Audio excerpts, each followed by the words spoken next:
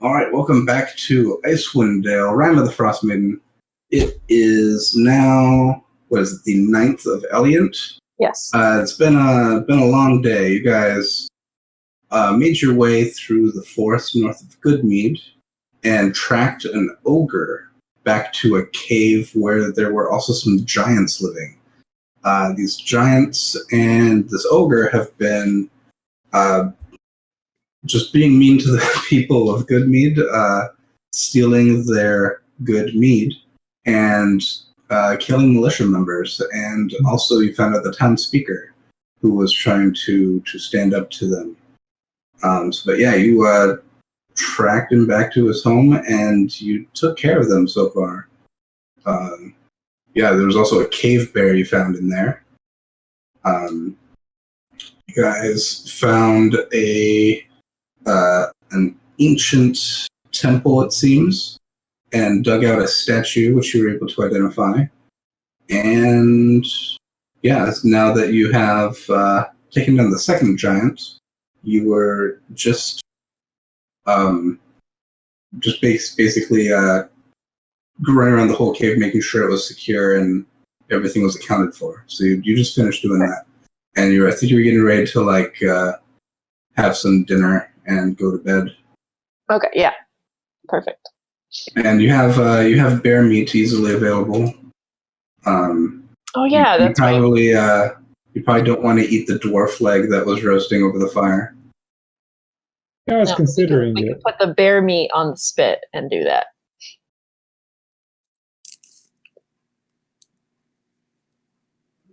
Yep, so that's easy enough to do. And I'll say, as you are wandering around, you also found that other giant who came in later. She set down a basket when she came in and saw her friend there. Yes. My last note says basket of stuff, ? So I'm going to assume that was that. So yeah, what's in the basket of stuff? Okay, going through, you find tree branches and dead animals. So she was gathering food. Probably, yeah. But there is a deer carcass, most of one. Oh. That could be other meat for you if you don't want bear meat. And there's other various woodland creatures no longer alive. All right, guys, bear or deer for dinner? I have deer. Like a bear would be a little bit gamey. Yeah, we can do the venison. Well, the other thing you did, you also desecrated the tomb of some kind of chieftain. Yeah. That seems to don't forget that to reside in this cave. But you got some cool stuff from it. We divvy that up yet? Earl attuned to one of the items, and I think is holding the other one. Mm-hmm. And as far as any other stuff you've gathered from the cave, I don't know. You still have the casks there. I gave Jack all of the stuff that was in the hanging baskets above the barrels. Okay. With exception of the agate stone, which Kashesi took. Yeah. So if you don't have it in your notes, I gave you 32 silver, 344 copper. There was a healer's kit, a hunting trap, and a rabbit skin bag with 10 silver stones in it. And 10 silver stones? Yes. And 10 torches and 7 goats and sheep. Oh, yes, that's right. That's than a pear tree. What are we going to do? Let's get these sheep back to the inn. That's a long trek. They're sheep. Oh, are we sheep herders and innkeepers and? Yeah. Yeah, I also want to go back and get that ogre's shield if I can do that. Is there anything in the cave that's poor for it?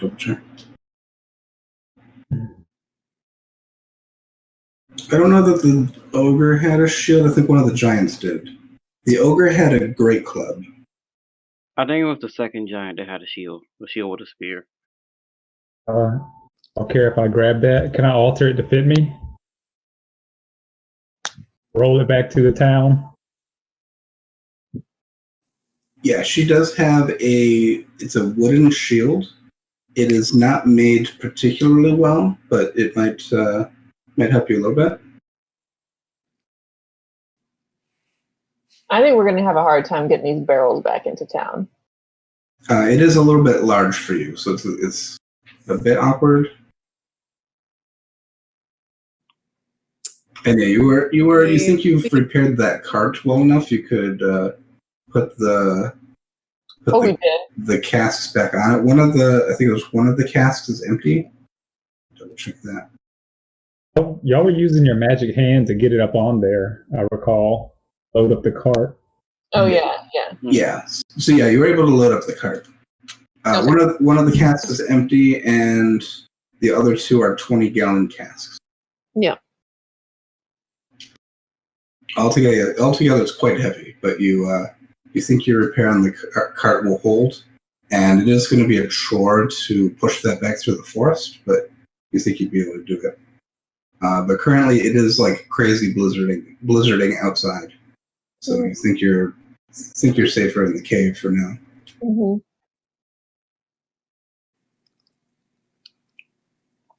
Are we wanting to try to take the animals back into town for the townspeople? If it's through a blizzard, I think it's going to be really difficult. Because it took us, how long did it take about to get here? Like 9 hours? Somewhere in there, yeah. You guys left pretty early in the morning and got after dark. But was that 9 hours because we were like meandering sort of to and fro, or would it be like potentially shorter now that we have more of a go straight?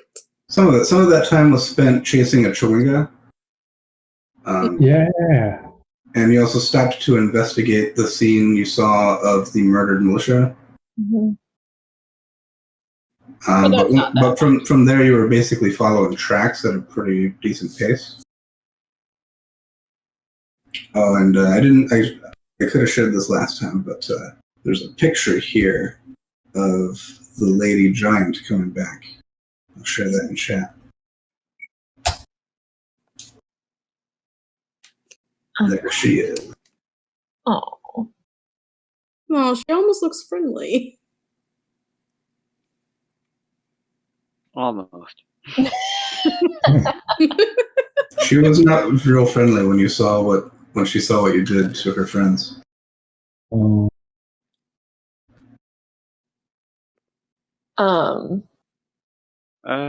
It's only. Well, I say we figure out a plan for tomorrow, and then like get to sleep, and then try to like get if we want to. If I guess I would say if the blizzard is over in the morning, we should try to leave as early as possible. Yeah, it might be easier to check back. I think only two of us have the night vision. Not night vision, but in the dark. Yeah.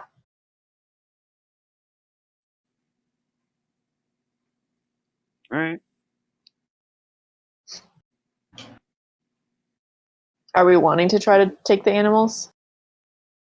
And how would we accomplish that? I'll guide them with my bow staff. Anything we can tie them together like a big string? You guys have some rope, I know, and there was a bunch of rope holding those baskets up in the other room. You could probably pull it apart. I was thinking that if we could just like rope them all in a line together or something. Have them pull the cart, maybe? It's like a dog sled. A sheep sled? Like the goats, like. Right. No, but I would say, so, okay, so here's a question. Can two of us push the cart by ourselves? Or is it going to be a 4-person scenario with the weight of that? I'm thinking in like game mechanics terms. I would say 2 people could push it, but you're going to be at least at half speed. Okay. So we could have 2 of us on pushing duty and 2 people, one on either end of the goat line. But if we go with that, then we're going to be at half speed, so it's going to take more than a. Would we be at half speed trying to take a goat line? I think you would. Yeah, I had a feeling. I'm imagining it's going to be more of like a goat drag. Yeah. So I don't think it matters anyway. Like whatever it is, it's going to be slow. If absolute worst comes to worst, we could stop and keep the night with everybody in the dome. Oh yeah. That would be like if absolutely needed. I will be fine. Have my own dome. Yeah. Well, I'm just thinking like if it's like real hard snowy and we're trying to like drag these goat and sheep through it, I think it's going to be tough. Is there an alternative where like we leave the goats and sheep in the cave, but we like mark the trail so that when we go back to town, we say there are goats and sheep there. Somebody want to go and collect them? Yep. I'm not leaving these goats. I don't particularly want to. I just thought I'd throw it out there as an option. That was something I was kind of thinking too, whether we just make it be like, hey, there's some goats in here. Someone can go get them. Oh no, I'm not letting anybody near these goats. Okay. Turn them back myself if y'all don't. Oh. So that's a plan then, I guess. We're going to try to do a big conga line of goats. It's goats and sheep, right? Yeah. Yeah, that's what I thought. Okay. They all look the same on that picture. Let me see. Yeah. Um, 7 goats and 6 sheep. Oh yes, they're a little smaller. I see that now. That's more than I was expecting.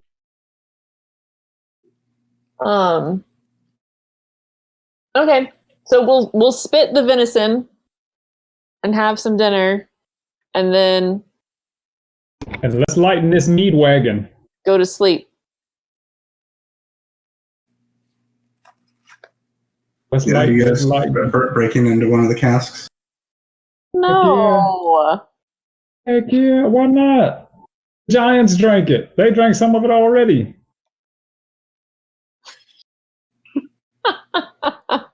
If you want to do it. We've been told how good Good Mead is. This is our opportunity. We're not doing this for a reward. Our reward is a cask of ale mead or Good Mead. Yeah. If they were here, they'd give it to us. And we've already given the town a pot that will give them food for forever. So I don't feel too guilty about having like a swig of beer. I'm already filling my flask. Just walked away from the conversation. Okay, you guys gather around and have one of the better cave venison meals you've had. With I the am side not of bear meat. of the Good Mead. I won't berate you guys for doing it, but if they ask, hey, why is this cask half empty, I won't lie for you. Thank us tomorrow when it's easier to push.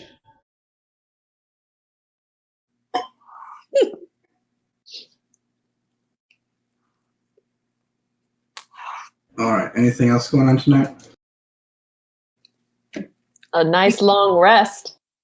Yeah. To have one of us or establish like who's going to be on watch in case there's like another random giant appears. Yeah, we can do that. I'm hoping the blizzard like keeps them, whoever, not coming in, but I can do first watch.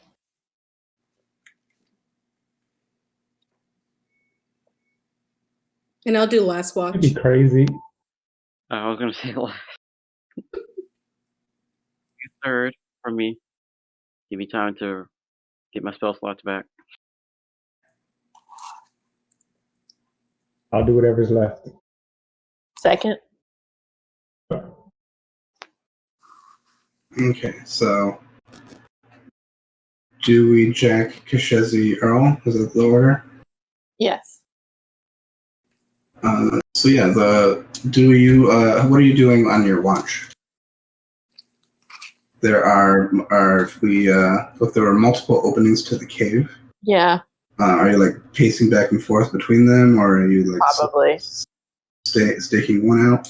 Yeah, I'll probably do kind of like a patrol type thing where I'm just kind of like meandering from place to place and like pausing for a little bit at one and then going to the next one.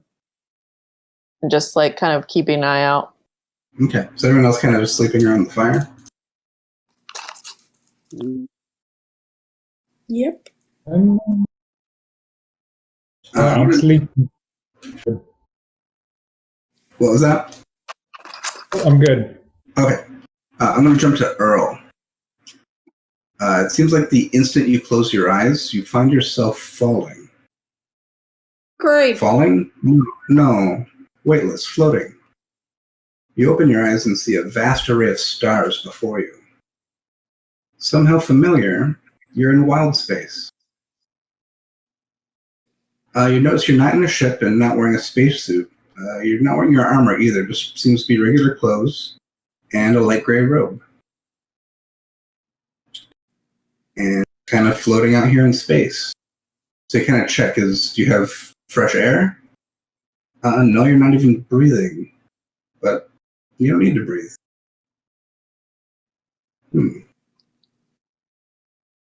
And suddenly, all the stars in front of you start to shift and fold around like they're garments around a tall, slender humanoid form as it walks quickly and silently toward you.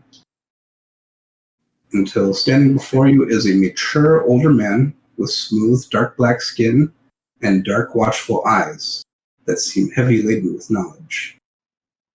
And you instantly recognize Celestian, the Far Wanderer. Oh, crud. Okay. He speaks to you with a voice that is but a whisper, but it is the clearest sound in your mind. Well done, traveler. By yourself you have learned many things, but this lesson must be taught to you. The traveler makes his own path. The traveler's path has great value. It can be spent in exchange for knowledge. It can be spent in exchange for wisdom. It can be spent leading the lost to their destinations. It is time for you to know the value of your path. And at this time, Celestian he's standing a couple feet away from you, and you just notice he's wearing this cloak that's like covered in stars. But the stars seem like distant points of light. And as you're noticing this, one of them starts to twinkle, and you just zoom in, like you're flying toward it at an impossible speed, like into his cloak. And suddenly you stop, and the solar system comes into view. And you're back in familiar wild space. You see the star, which is the same sun that fails to fully shine over Icewind Dale. And you can make out the planet Toral in the distance. Then you're overtaken by a shadow. Something comes in front of you. And when your eyes adjust, you see what seems to be this coiled shell with slimy, ropey tentacles coming out the front of it. And it's moving in space toward the sun. So have you roll a history check. Okay.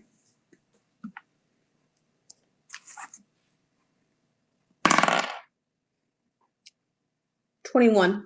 Well, yeah, you totally know what this is. You haven't encountered it before, but this is an Illithid's Nautilus vessel. The Illithid, also known as Mind Flayers, they are really bad people, basically. It's rumored that at one point in the distant past, they had an empire that stretched like the whole multiverse, and they enslaved basically all other creatures. Recently, their influence has not been as vast, but they've been pretty bad. If you encounter them, if you're lucky, they will just eat your brains and kill you. And for the unlucky ones, they actually have a process where they transform you into one of them. And it's skipping the details, it's unpleasant. And that's kind of how they increase their numbers. So as you're watching this, the scene in front of you bends and flows much like before as Celestian draws near again. And this whole scene like is in his cloak again. And he says, "Their ship is low on power and will soon crash in nearby mountains. Miners of gemstones uncovered a source of power beyond their comprehension deep under the ground. Do you know the value of your path?"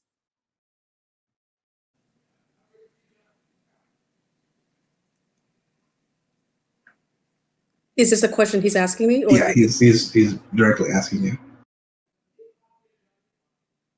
I think I do. Can you give me guidance?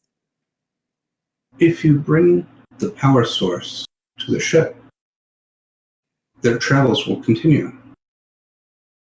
But if you do not, they will stay in the mountains. What is the power source? You will find it in the gem mine. Do you know the value of your path? I'm always traveling on the path. I try to gain knowledge of the path. But it's not for me to know whether I know the true value of it until I'm finished with it. Then also know this. Those who follow the traveler's path are thieves. They steal the path. Know your followers, for you have two. And then suddenly it feels like you're falling again. For just a moment, but you're laying down. It's just the sensation of normal gravity you feel again. It's kind of weird. And you're breathing. And you're back in the cave. But you also notice you're wearing a violet robe that you didn't have before. And it's clasped in front with the holy symbol of Celestian. It's the 7 stars, and it's made out of a yellow topaz.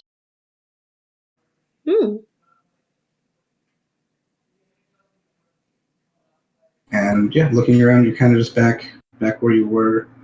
You're like wide awake now. You feel like you're not going to get back to sleep tonight.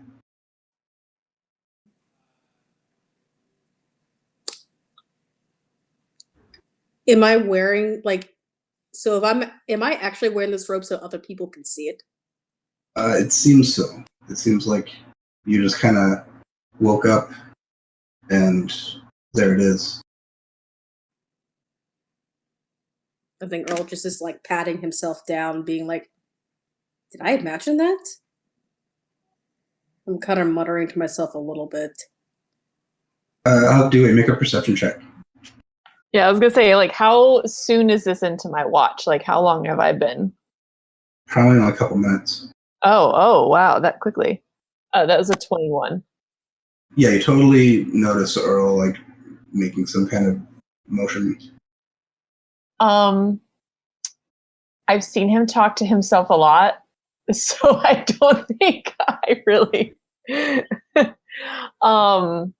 Although, I'll notice the purple, like the robe. If I notice if you come up, yeah. If I notice that, I'll be like, well, is he noticeably awake?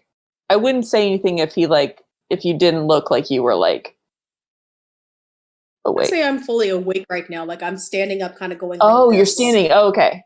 Oh, yeah. So then I'll be like, if I'm wide awake at this point, I'm like, and I'm like looking at the robe, and I'm like, I think this is real. I think this is real. And like if you're around, Dewey, I think my head would pop up. Okay, yeah. So if you're like And awake, I'll be like, whoa. And if I notice the robes, I'll be like, where'd you find those? Those are cool. you see this? Is this a purple robe? Do you see this? Yeah. Did you find it? I don't remember finding that anywhere. Did you find that in the burial I chamber? think at that point, like Earl would be like, I think I had a vision from Celestian. And I think I would kind of explain what I saw. Okay. That's crazy. What do you think he's talking about? I think this has something to do with possibly why the never-ending winter is happening. Maybe. But we're still trying to figure out, like where we're going and investigating things. I think this is the path we need to go down. I've never had such a clear directive before. Like there's a like a I'll gain knowledge for the sake of knowledge. I will be looking for my family. Like I've always like had that as a focus, but this is like a direct calling right here. We can't ignore this. Okay. So we just need to figure out where the mines are then. Yes, I think we should when we go into town tomorrow, I think we should ask about it. Do you think that's connected to, remember Hethel told us about some Durgars in the mountain that have like a forge and a fortress? And didn't Hethel say that we weren't ready? Yeah. Oh, God. But I wonder if that has to, I don't know if a mine is the same as a forge in the mountains, but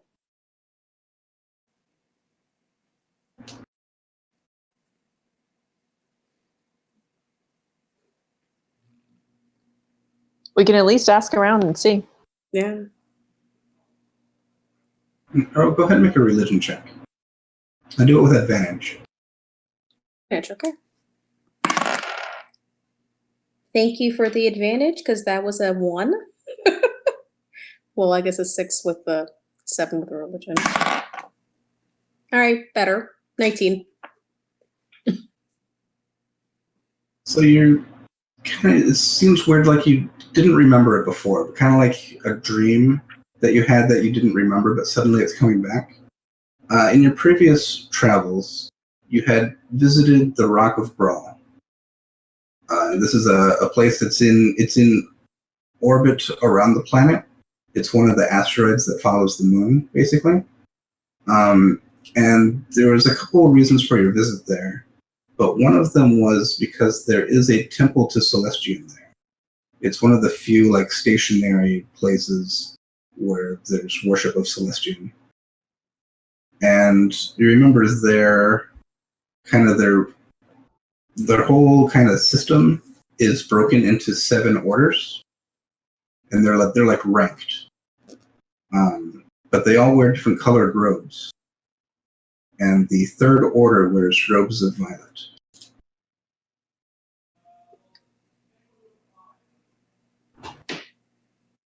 Would I have insight as to what the 3rd order is? It's just kind of like the 3rd rank, basically. Correct. So you think maybe you leveled up in terms of the Church of Celestian. Okay.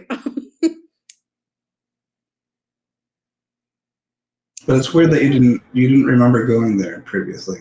Like you remember going to the Rock of Brawl and talking to people there because you were trying to gain information about your family, but you kind of forgot that the temple was there. You also went to, and that was kind of like a big part of your journey. It's kind of a weird thing that you forgot.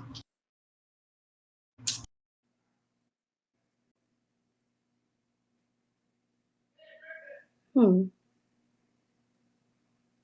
I hate to go down this path. Could I have forgotten it because this memory was implanted in me somehow? You're unsure. But that's, you're wondering about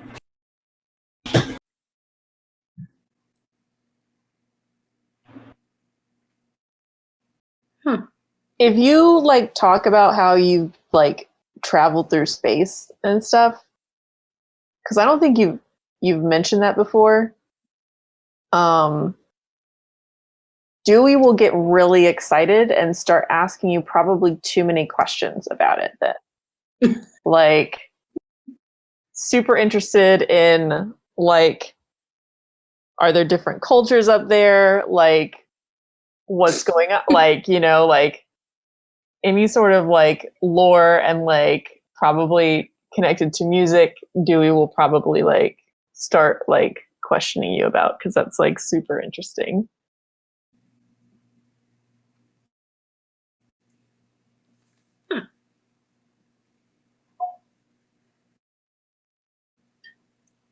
Okay, and I didn't write down. I already forgot the order that you guys were keeping watch in. Earl was second. Second. Or Okay. no. I thought Earl was last. Yeah, that's right. Technically, it was last, but I'm fully awake now, so. I'm thinking like Earl and Dewey like just get into this conversation. Dewey's completely not keeping watch at all, Probably. and you probably stay up through the second watch and forget to wake someone up. So I guess it's up to you if you guys eventually wake someone up in the middle of the night. Probably. Yeah. I'll probably realize and be like, oh crap. And then like get Jack. Like, I think there's going to be a point, because it's been a long day. There's a point when Dewey will get tired and it's like, now like I've got to sleep, like even though I'm excited. So I probably will stay up like a little bit through. But not too much, because I imagine like I'll just be really tired. So I'll probably like tear myself away, but be like, we'll talk more later. And then I'll wake up Jack. Is there any chance that Earl's going to be able to try to sleep? You try to. I'll say at that point, if you're waking up Jack and you're trying to go to sleep, I think you lay there and you're mostly restless. Your mind is just going on about all these things, and it's really tough going to sleep. Great. Okay. Goodbye, spell slots. But Jack, you wake up. What are you doing on watch? It's hard to wake me up, and I wake up talking about seaweed prices. I think I would notice those. I would just like stare at the robes, the purple robes. Oh, of course you would notice. Groggily. That would be the first thing you see, and there's like a shiny stone on it too. You'd be like, yeah. Are you holding out on me, Earl? We go way back. What's up with that? Oh, and Earl just kind of like shakes himself. And he's like, they're not for sale, Jack. Did you find another like alcove that we didn't see? No, I had a vision from the big guy upstairs. Yeah, which one? Celestian, my man. And I'll go into what I saw. Are you the only one with new pajamas? God sounds kind of stingy. Okay, I'll start patrolling. I'll go walk to the front of the caves and peek outside. Just you don't have to, but in my mind, Jack is refilling on the mead before he goes. Okay, that'll work. And he's like, I fell asleep with the flask. Yeah, Earl just is like walking with Jack, just kind of like muttering to himself, saying like, I can't believe it. I can't believe it. Believe what? You got purple robes? I saw Celestian. That's what I can't believe. And Earl just kind of like will like pat your shell a little bit, like, you want to go to sleep? Go ahead. I'm already awake. Which cask were you drinking from? It's some of that. Yeah, dude.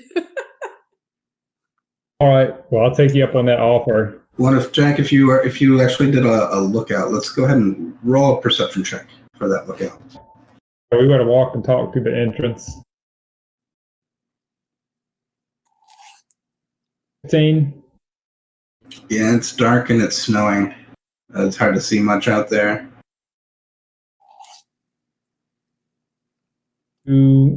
All the cave next to the 3 entrances, right? Back to the cave. Yeah, so heading basically to the on the left on the map. I don't think it's going to show you here. Down on the side, there's like 3 ways out, but it all kind of goes into the same little area. And then there's one over to the right side of the map, where there are these like bones of a mammoth tusks sticking out of the ground. Okay. Well, if that offer's still good, go look at the sheep a little bit and then fall asleep there. Okay.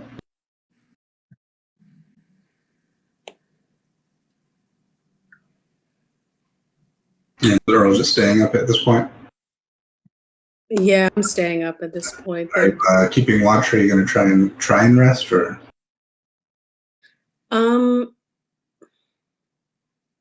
I'll like walk to each of the 3 tunnels, but I'm like only half paying attention.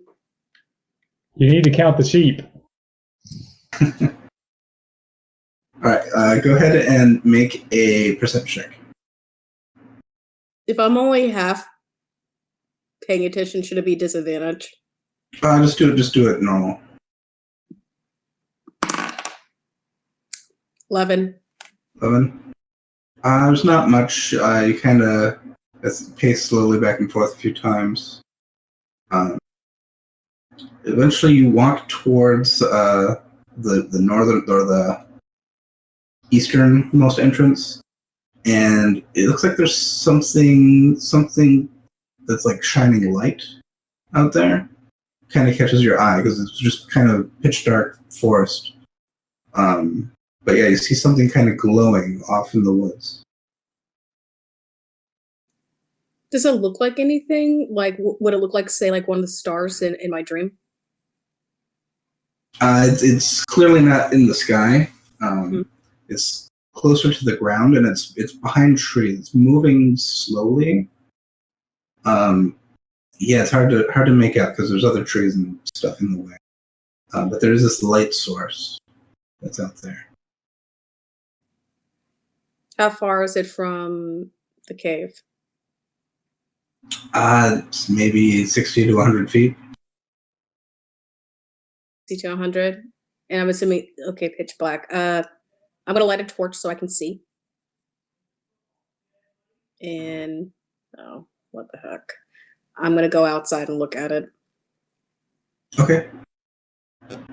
What you make out is it looks to be a deer with antlers that glow in the dark.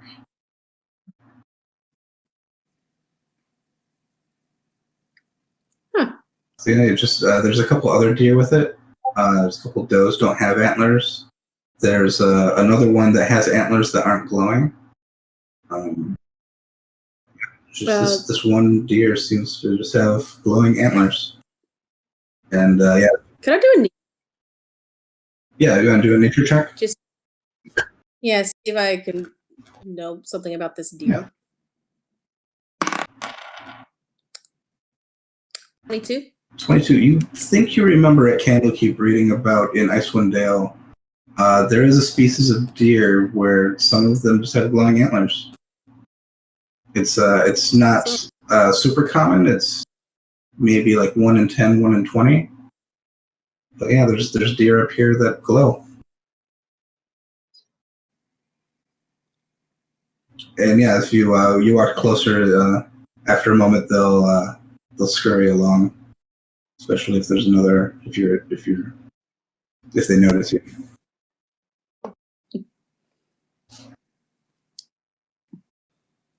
All right, I'll go back to the cave. And as you're going in, you suddenly hear something out there. Other than deer, it sounds like footsteps, someone walking through snow. Oh, crud. Okay. And it's getting closer. Okay.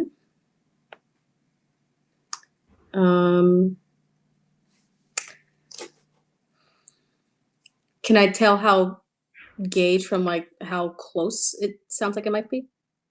I'll just say by the time you're trying to figure that out, you can start to see it moving towards you. And it's another familiar face. This looks like Craybrack. Okay. All right. I will, with my torch, I will say, Quilbrook, what do you to say?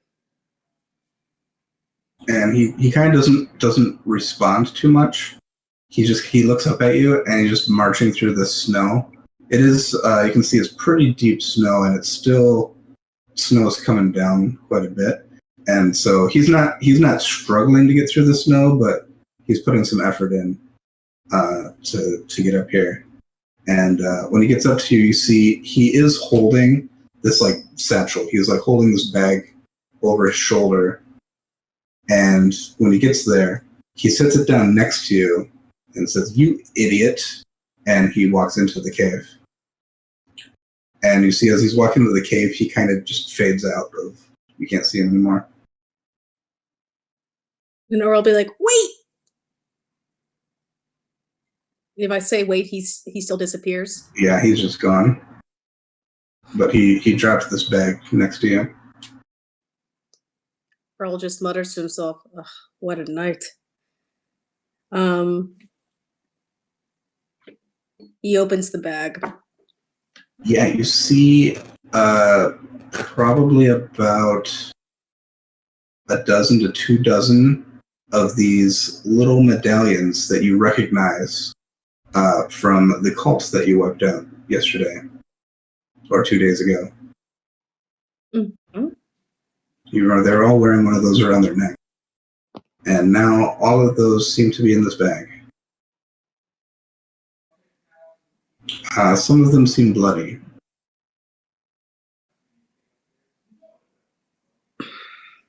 Okay.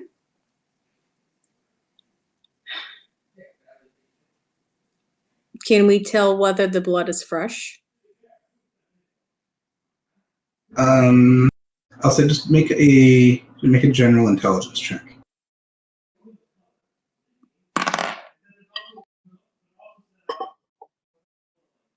$18. Just putting the pieces together, the best that you can figure out is that Craybrack just went and killed all the remaining Knights of the Black Sword and took their medallions and gave them to you. Great. Great. I've had a vision from my deity, and my demon has killed a bunch of people. People are going to think I'm totally normal. Okay. Big night for Earl. Earl's like, what the bleep? And yeah, you're not going to be able to get a long rest tonight. In that case, I'm gonna directly ask to take a potion of watchful rest. Okay. Will that give me the effects of a long rest and get my spell slots back? You assume so. Thank you. Thank you for that vote of confidence. So if you want to go ahead and take the potion, like I assume at this point you're not waking up Kashezi, and you're probably sitting there with this bag, not really sure what to do with it, still thinking about all the stuff going on tonight, and you start. Well, I guess no, you're not gonna see morning light because it doesn't do that here. You do see the aurora. I will say, as it gets in the wee hours of the morning, the snow will start to stop, and the storm made it hard to see the aurora at night, but it was there. So there's always like a little bit of light behind the clouds. But you're starting to see that, see more like places where you can see that more clearly. And it's yeah, I guess you're probably not sure exactly what time it is, but eventually your teammates will wake up. Earl, at this point, I'm gonna take the potion of watchful rest. Okay. Earl has got it is in a. I'm imagining like Earl's in the purple robe with a bag of bloody medallions, swigging a potion of watchful rest. It's also got a thing of like good mead, being like, I need this. All right, and the potion works as expected. Okay. Can we all go ahead and mark a long rest? Yeah, everyone can. Okay. And I'll make sure Jesse knows when he gets back. Yay. We all needed that. Yeah. And not one of those nights that just pass of no incident. Exactly. At least Earl, anyway. Everyone else is probably just like, It's like Kashazi didn't even get woken up when she expected to. oh no. Yeah, you got like a really good, like nice deep sleep. You're like, wow. Right. I wake up like, oh shit. Did anybody wake me up? I woke up and goats were climbing on my shell, jumping off. They were just stacking on top of each other. Basically. Were there any fainting goats? We're just snuggling variety. All right. I will say, as I'm like, I guess I'm waking up and getting ready to like just move the cart, just get out of the cave because I'm done with it. But I noticed Earl in his robe. I was like, oh, that's nice. Just kind of like touch it a little bit, like, oh, nice material. Pat him on the shoulder. Just walk over to the cart, like, we're ready to go. Earl's like, but by the way, guys, Quillbrack came back. Our demon cultists are no longer. Good. And Earl just says, I'm done. And he like slams the bag full of cultist medallions and says, I'm glad at least somebody slept. You just dropped the bag at our feet. Yeah, I just gotta drop it, being like, gift from Quillbrack. And then signaling the robes, he's like, gift from Celestian. Did you just run through the list? Yeah, gift from Celestian, and then holding up the good meat says, gift for me. Sweet. It's like Earl has weird friends. Yeah. It's like, okay.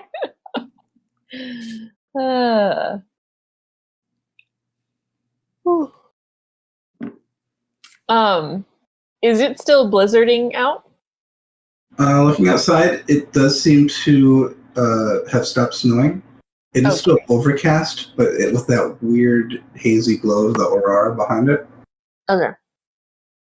There's quite a bit of fresh snow on the ground, though. Okay.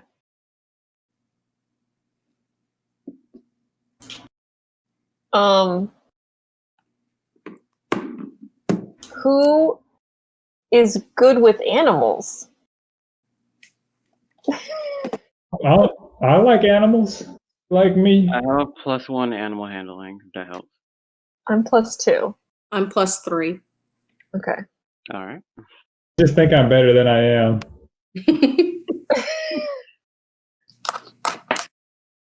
Well, so wait, I guess Jack and Earl, do you want to do the animals?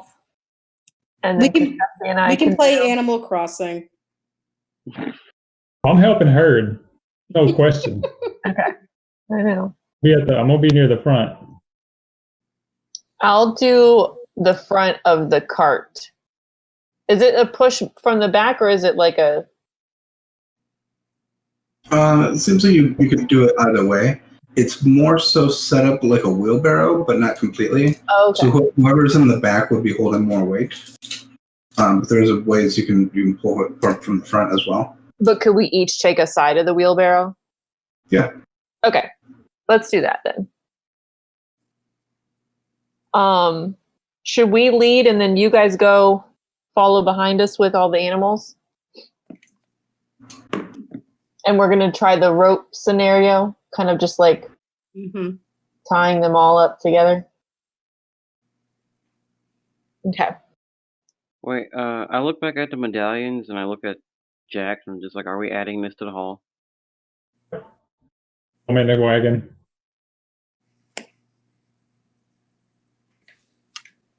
Do you think maybe we should send them back to the Candlekeep? I mean, they're magical, right? Like they like turn people into ice. Maybe we should just send them once so Earl doesn't get in trouble on the road. Yeah. Okay, I'll write a little note and be like, here, this was from the cultists. And Earl will be like, wait. Add that I saw a magical deer, too. Also, we saw a magical deer. And I saw God. Could be a Patronus.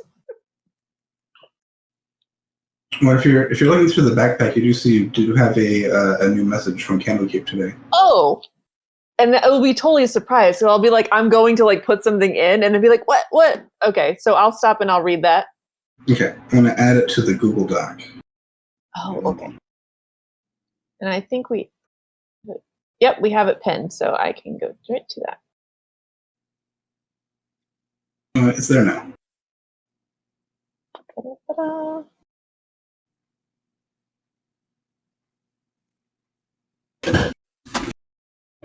The pin in the chat above or something?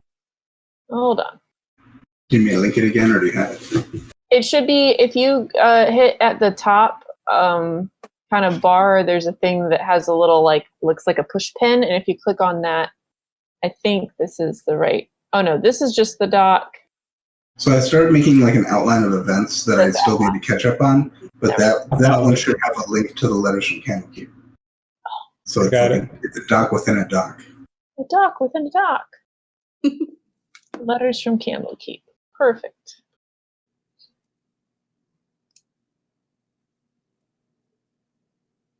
All right. Is it the top one? Yeah. Yes, because it's now the 10th. Should I read it? Well, you have had a busy 10-day. Where to begin? Dethroning an infernal cult leader? And hot on the trail of a murderer? Sounds like exactly what we hoped a group of adventurers would be doing to help out. Well done. Keep up the good work. Danica has been beside herself working with this chewinga, sometimes almost literally as it playfully copies her every move. She has enclosed the promised reward of 25 gold pieces. I chuck those at Jack. Imagine just throwing them and they just bounce off his shell. Oh, I assumed they would be like in a bag. Then I'll like just kind of like, drop them in his hand or whatever. This news of Dazan is alarming. We will be in contact with the Arcane Brotherhood again in the coming days and will let you know as soon as we have an update on the situation. It seems like the rest of our information has been accurate, except we have not heard anything about this Zardarok Sunblight or a Duragar invasion. It is practically unheard of for Duragar to come to the surface. If you believe there's any truth in this, it would be wise to use extra caution. Duragar are known to possess natural abilities to change their size and make themselves invisible. An invisible underground invasion force is a terrible idea, yes. For Jack, we have included a field guidebook with information covering several kinds of dangerous fungus, molds, and slimes. I throw that book at him. There's also a medicinal salve, which might help him feel better. This injury is unfortunate, and we hope for a full recovery, but we already agreed to a reasonable rate, which includes compensation for the risk of injury. I guess you asked for money for that. Still, none of us can figure out why a divine being would come to our world, ride upon a giant bird, and cast a magical spell across the land. I suppose the actions of the gods are rarely so easily understood. If it weren't actually happening, I would find this whole idea to be silly. It is kind of the same way I find the idea of a Duragar invasion of the surface to be silly. Please find your payment enclosed. Again, toss that to Jack. Master Reader, MC, Candlekeep. I'm shortening his name for reasons. Oh. Okay. Look, Jack, you made out. You got everything with that letter. Oh, I got the salve, already smelling it and applying it. How many pieces got sent with that letter? So you got 25 gold pieces for completing the Chewinga quest, and then your compensation rate per person was 8 gold per person. Want me to hang on to it, or do y'all want that? You've kind of been Thank the money man and just using the money when we need it. Dewey is fine with that. I don't know what everybody else wants. I'm fine with that. I kind of want them to send the Chewinga back.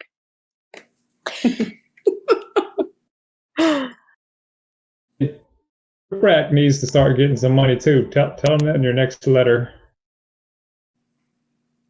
Or in the next letter, make sure the Chewinga is safe. Yeah, we can do that. As of now, though, I'm just sending the quick note and one of the necklaces. Okay. We'll keep the rest. Maybe we'll trade them or something. Earl suddenly says, wait, if we keep these necklaces on us, we can be beholden to the cult. Yeah, I mean, these things are no bueno. I wouldn't want anybody else to be wearing them. You don't know what sort of mumbo jumbo is on this. This is like voodoo stuff, you know? Don't touch it. Yeah. Wasn't there a pit in the cave? We can just toss them in the pit. Sure. But like, why would Quelback like bring them back to you? I guess that's what I'm thinking. I think he's informing us that it's like there were more cultists. They are no longer, because we left a couple of them there. We thought they would turn. Yeah, I thought they The left. leader was gone. Oh, well, they weren't really. They were kind of pressed into service, so we thought they might be like after their leader's gone, be reasoned with. I guess not.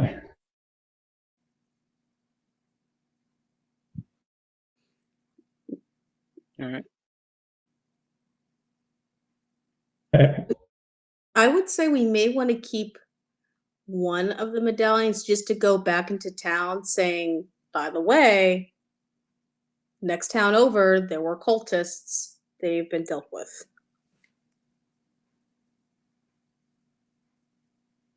To show it as proof.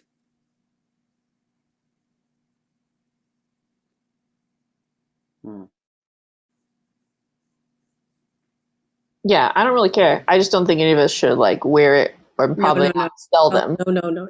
So other people don't know what they're getting into. All right. Earl would like. I recommend like we send all the medallions to Candlekeep, being like, here's how many cultists have been taken care of. We're keeping one so that we can tell the town of Good Mead to be aware of them. Would look good on our sheep as collars. Well, in that case, then our sheep has a 1 in 6 chance of turning lawful evil. So bad. That was so bad. But I'm bummed. Uh, Alright. Earl, your call. I mean, it was your stuff. Send the medallions to Candlekeep with the exception of one. Okay. And then I would also want to pen to Candlekeep my vision. And I also want to tell them about the pot that we've given Okay. to the town. are you going to tell them? That's right. I guess we should probably tell them that there's like a giant ship of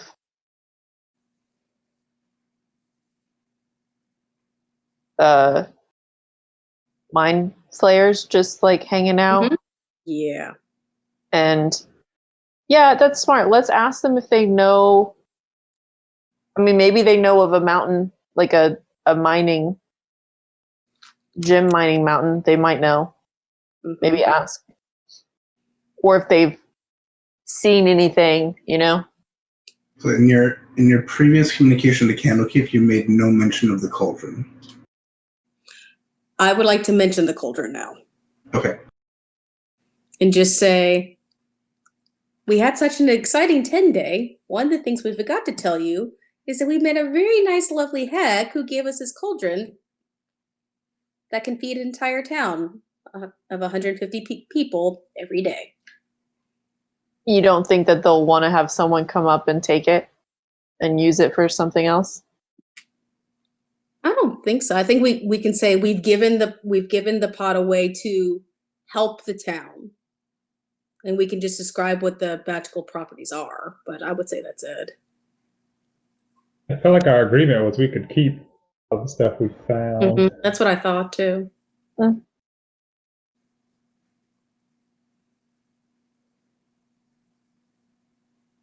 I'm good with telling them that.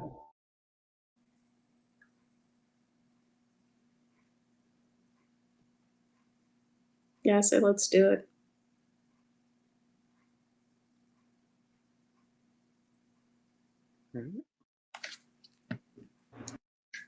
Okay, so you're gonna mention the cauldron.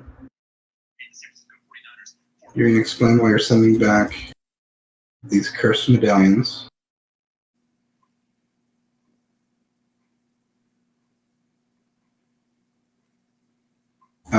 You're gonna explain what you saw with Celestian and the illicit ship. Yes.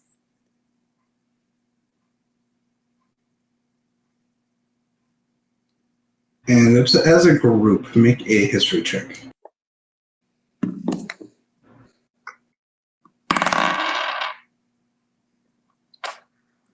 20.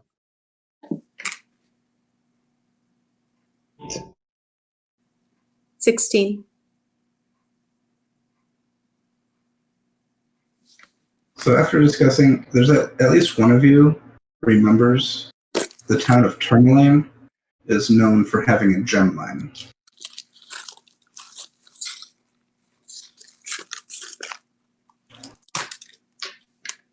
Trimline? Tourmaline, Trimline. And did Earl? north of Targos. Did Earl mention the power source when we were talking? Yeah, I assume Earl explained everything, pretty much. Yeah. Okay. I remembered something about a dragon heart. Maybe that's what they were talking about as a power source. That's kind of unknown. Yeah, it's pretty much straight north.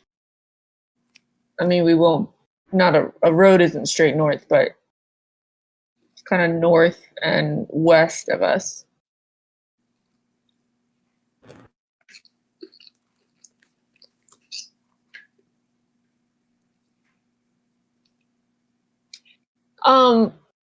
Remind me with the phases.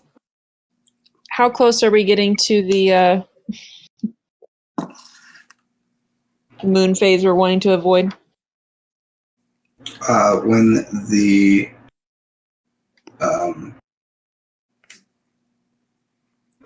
sacrifices are, go ahead and make an intelligence check.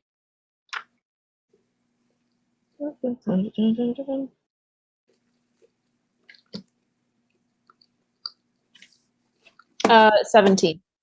17, since you've probably been paying attention to it since you learned all about that. Yeah. This month's going to occur on the 15th. Okay. So you do see as of you probably couldn't see the moon last night because of the storm, but it was just a couple of nights ago. We were at the last quarter moon, so for the next couple of days, it's going to be a waning crescent until it becomes a new moon on the 15th. Okay. 15th. Let's remember that. Okay. My thought too is remember we need to be back in Bryn Shander. He said in 1 to 10 days he would have a job. Remember that guy we talked to at the House of the Morning Lord? Oh yeah, for the missing person. Yeah. I think So it was like in World of Warcraft where you're not quite leveled up enough for the quest, and they say to come back later. Okay. Has it been 1 to 10 day? It's been about 1. Okay. Well, that makes sense if we like in the next day or two head back through that way because we'd have to go up. We'd have to go over to Bryn Shander and then Targos and then the other place to Termo Lane.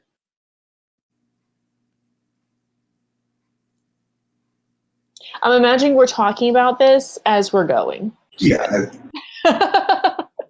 We've started and we're chatting about where to go next. I mean, you probably had a nice mead breakfast. Mead and meat. Yeah. Go ahead and, if it's Jack and Earl rounding up the animals, so you gotta make an animal handling check.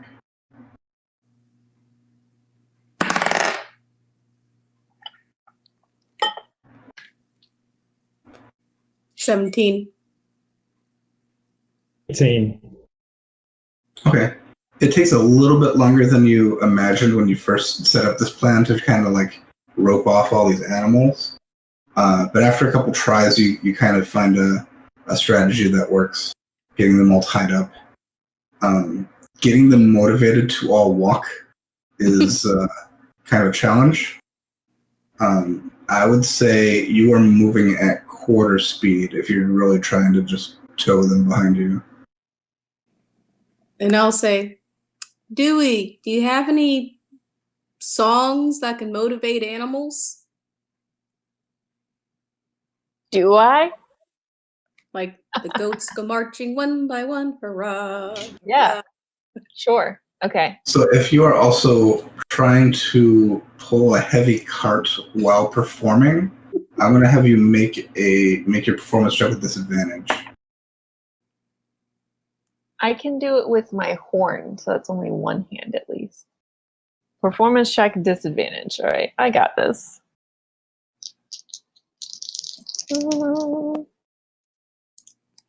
Disadvantage is going to be a 15.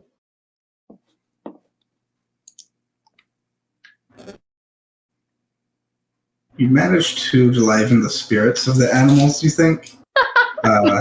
So I'll say to make this possible so you're not just dragging them through the forest. I don't imagine this realistically working, but I'm going to give it to you. But you're going slow. Let's see.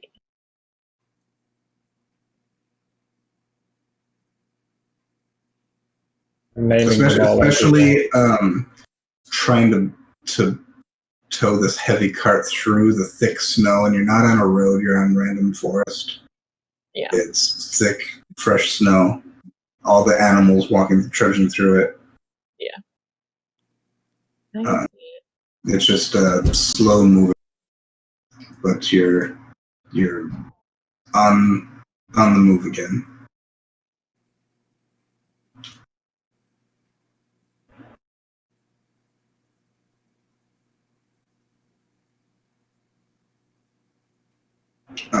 And if they're dealing with animals and Dewey is entertaining them with the horn, I'm gonna guess it's on Kashezi to navigate. So I'm gonna have Kashezi. I'm gonna have you make a survival check. Okay. See if you know where you're going. 18 plus 1, 19. Okay. Yeah, I think you're found a good idea of the way you came and heading back towards Good Mead. Okay.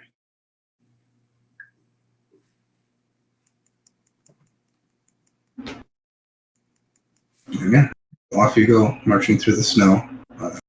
Probably having that conversation about what all you want to be doing next once you get back. I want to try a song too with my longhorn. Okay. Go ahead and make a performance. Are you like stopping to play a song, or are you? Oh, I'm just getting it out from deep in my gear, out the lint. I'm walking as we go with the sheep. Okay.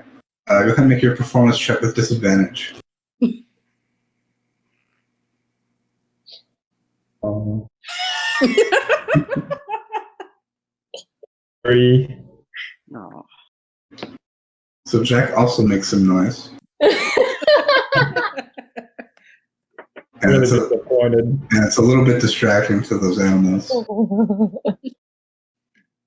Jack, did you have too much mead? Guess so. I just think, poked the disappointed animals with my staff. Back in line. Dewey tries to like salvage and kind of like hum and like sing along to like whatever noise he's making, like to try to like make it sound better. But like probably doesn't help too much. Also, with that scene, I'm imagining like Jack just kind of like blasts a noise, and Dewey's like right behind it, trying to be like and that just happens a few times. like trying to like make it work into something. So disappointed. I'm not even turning around. You know I got this thing. Yeah, eventually it does become a little bit light up. The sun is coming up. Still kind of an overcast day, but it's not snowing anymore. It is kind of long shadows through the forest.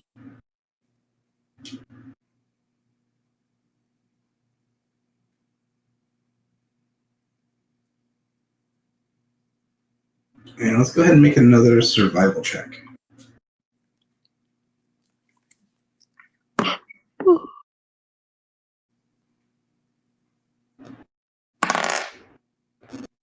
Whoa. Shezzy's got you on track, despite any singing or attempts at music on the way.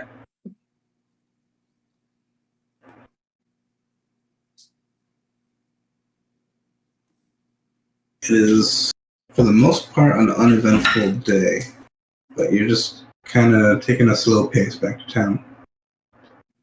It is a little bit rough getting all this stuff through the snow, but making your way until it gets dark out. I could do dancing lights if it's like dark over us.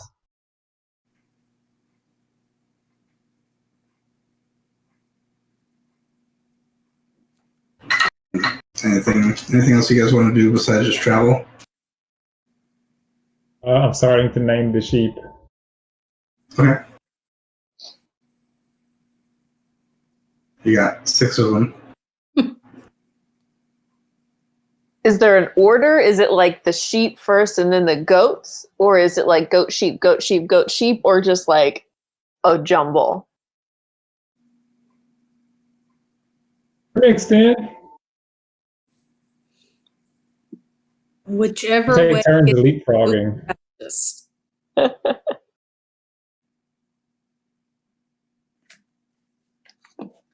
What, Earl? Oh, I said whatever gets them to move the fastest. They don't move very fast. Whatever gets them to move not the slowest. All right. Then, as it gets later into the evening, what are your plans? Are you gonna try to keep trudging through, or are you gonna try and make camp for the night? Do we how much longer do we think that we have to go?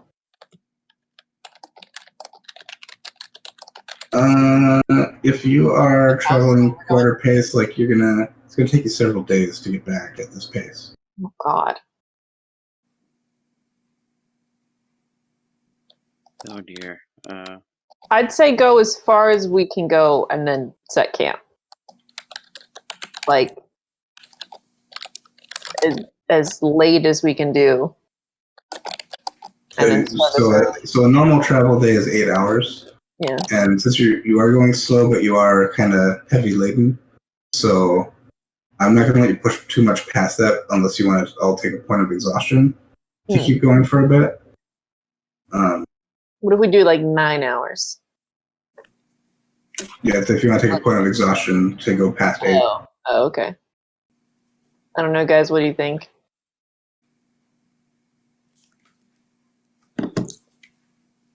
We're at 8 hours? Yeah. But does the exhaustion stay when we just like go to bed? Taking a long rest will remove a point of exhaustion. Okay. So yeah, we could do up to getting 1 point more and then go to sleep, and then we can keep doing that to just push a little bit more. Fine with me. All right, let's push to whatever 1 point of exhaustion is.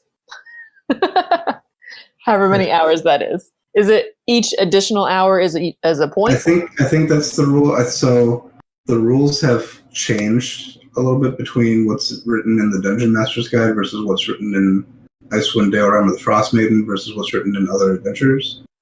I think officially, off the top of my head, it's every hour. You have to make a Constitution saving throw or risk getting a point of exhaustion. So I think up to 8, then you get 1, and then every hour after that, you have to make a save or get 1. I think that's the official rule, but I could be wrong.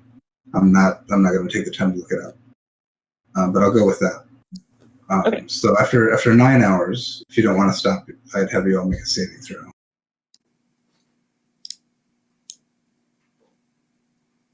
But even if we got 1 point, would that be for 2 points or for 1 point? So you all have 1 already. Okay, so we'll get 1 for doing 9 hours. Then that's fine. We can just do 9. Okay. And you'll stop and make camp. Yeah. Okay. Comes out of our hit points, right? Exhaustion is a separate thing. I think on your character sheet, do you have a place to track it? I don't know if they have a place for it on D&D Beyond. Okay, well, I'll just keep track of it. Where it says add active conditions, scroll down and it should say. Oh, yeah. Oh, okay. Under what? Got it. What is it? Conditions? It's like right under where your hit points are. Okay. Oh, yeah. That's cool. I didn't know that was there. And it's got all 6. You definitely don't want to get to level 6 of exhaustion.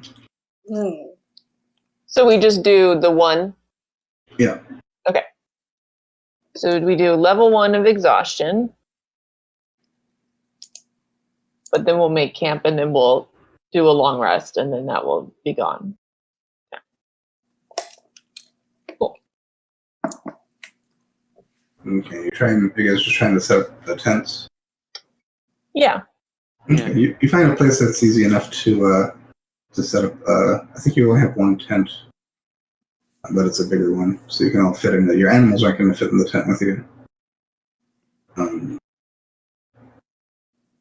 you have any plan for shelter for them? Yeah, I'm gonna try to corral them near the wagon. I'll stay out there with them.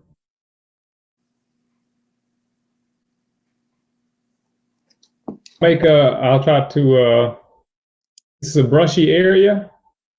Yeah, there's it's forested, so there's underbrush and such around. In my glaive, I'll spend an extra hour chopping brush and making a little brush corral. A wagon on one side and a horseshoe on the other. We should probably like tie them to a tree or something so that we don't lose any of them. I'll tie them to the wagon and then corral them with brush. Or maybe make a fire near them. We'll do that too. It is very cold. That's the one constant. I'm not. I don't. There's only so many ways to say it's extremely cold. So I'm not like, and it's like all the time. So I'm not trying to like describe every scene as like it was so cold, but just to keep in mind it's extremely cold where you are. Well, you got extremely thick wool huddle.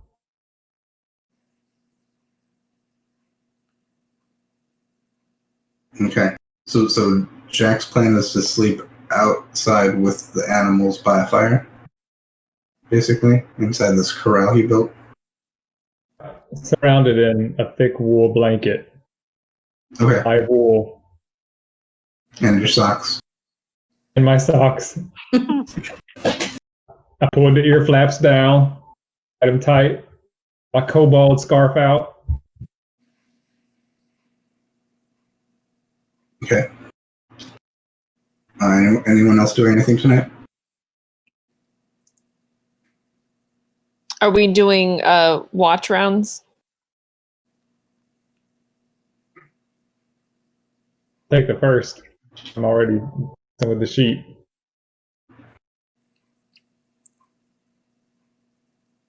I'll take second. I can do third. Earl, try to get some sleep because you didn't get any last night. Yeah. Hopefully no demons this time. I can take the last one too. Or I can just put her. Well, you want to make sure you get a long rest. Mm-hmm. Because otherwise you keep your exhaustion points. Yep. Okay. So I'll take the fourth. Okay. Who was taking first watch? Yeah. All right. Go ahead and make a perception check. Up and down the brush. 21. So yeah, you're looking around. Things mostly seem peaceful out here in the forest. You hear probably owls and not a whole lot of other sounds. Insects aren't out in the cold. Other animals seem to be hiding in shelter. There's breeze through the trees you hear, and snow falling off branches.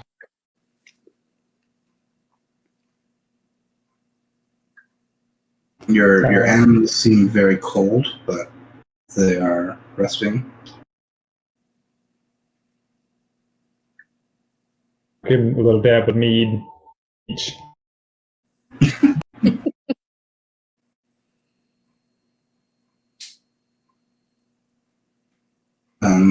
Also, have you fed them anything since leaving the cave?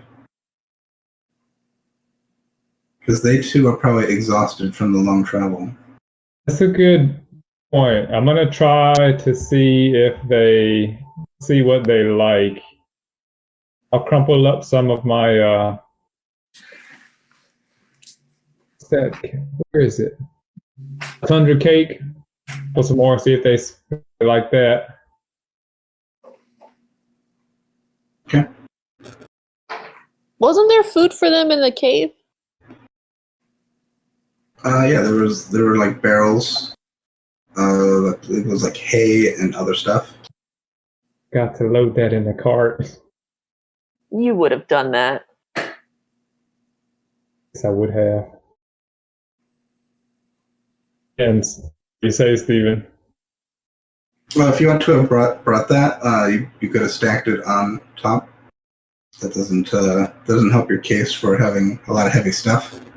But you carry another barrel of hay. All right, well, I'll sprinkle some hay out there. I'm sure goats find other plants and stuff to munch on.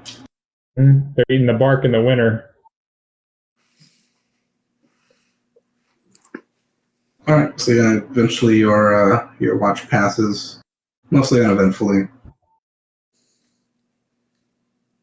I'm over the brush hardly and poke one of the other members with the staff, wake them up, go back to the sheep. And I'll come back to Earl. You've having a hard time getting to sleep again tonight.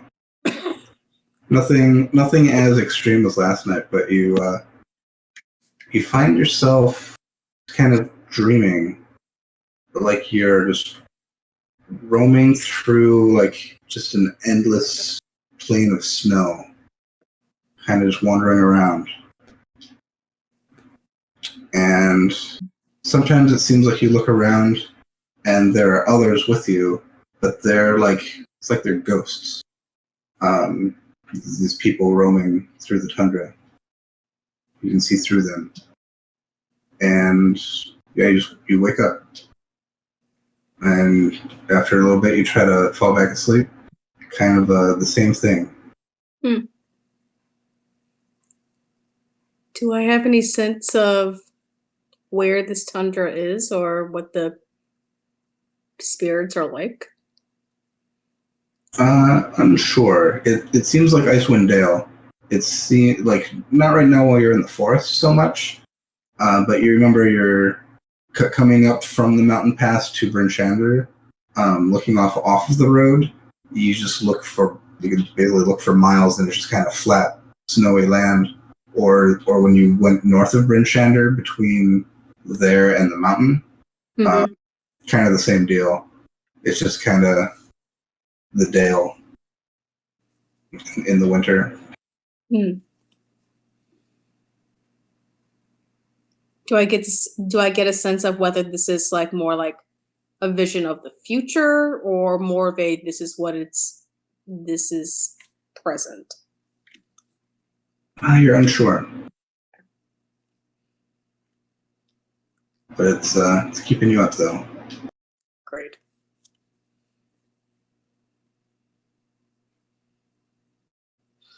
All right, Jack. Who are you waking up next? I think I can't remember. Who? Okay. I go. Jesse's next. I'm going to. We'll take out one of my scroll notes and go. Something's on her. She wakes up. What, you're writing something? Oh, using it to, like there's a fly on Kashesi. She wakes up.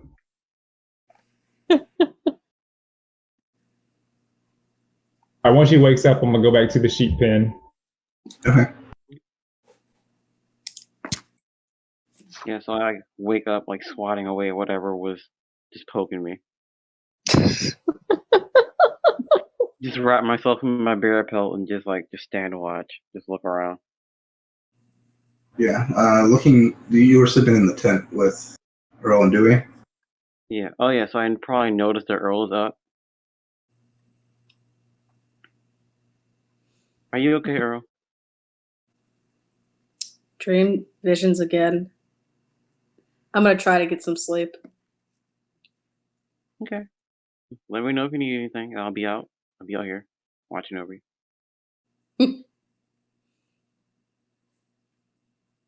All right. Go make a perception check. Perception check. It is 15 plus 3, 18. So by now the aurora is up in the sky. It seems that a lot of the clouds are gone. It's a mostly clear night. It is very cold, and so yeah, you are lucky to have that bear pelt and your other winter clothing.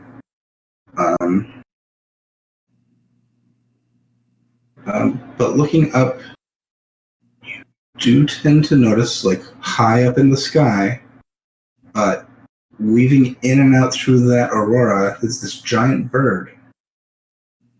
Hmm. You just happen to catch a glimpse of it through the tree branches. And it's you've heard about this. Other people have seen it. And they say it's the Frostmaiden herself riding on the bird, casting the spell.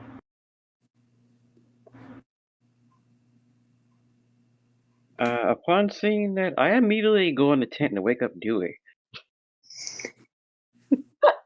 Dewey, I saw the thing. Dewey, or you remember that thing, the ghost that you saw? Oh crap, she's not awake yet. What? What? Hello, Dewey. Oh, is it my turn? Oh, okay. No, not yet, but I wanted to ask you something. So you remember when you spoke to that ghost in the back of the restaurant that you were telling me about? Yes. You remember the thing just like riding the giant bird, that little picture you drew? Yes. I may have just seen that. What? Out there? Yeah. So I'll like go out the tent and like look around. Yeah, and you see the familiar lights in the sky at night. Where was it? Where? It was kind of like moving like in and out of the trees. Like I saw it way in the sky, like past the aurora. Huh. So it's real then. Well, I didn't see a person riding it, but it was definitely a huge bird. Hmm. And Kishazi, go ahead and make a nature check.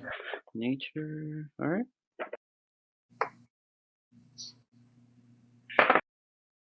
That's a 4. It's a bird. Yeah. You're right. Yeah. Basically, yeah. It not really able to get more any information than that. But yeah, it looks like you just saw a giant bird flying high in the sky. Hmm. It just reminded you of those stories that you've heard everyone talking about.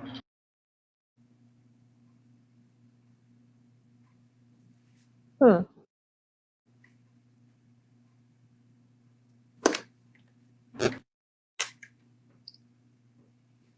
Okay. Well, I can finish my watch now if you want to go back to sleep. okay. I'll try. I mean, it is warmer in the tent, so. And it's like, Earl, you kind of hear them talking about this, but you're trying to go back to sleep. But I'd say Dewey comes back and has no problem going right back to sleep. Good.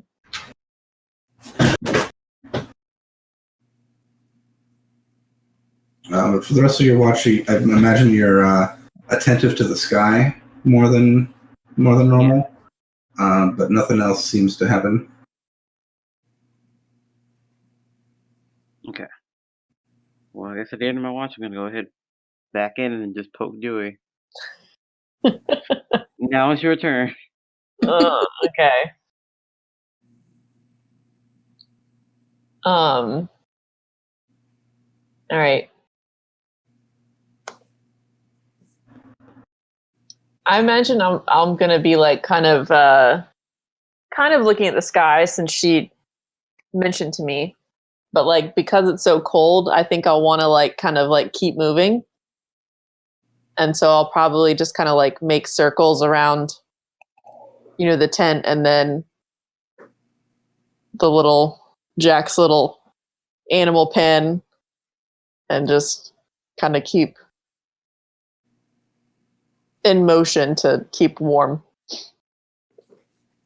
Okay. Go ahead and make a perception check.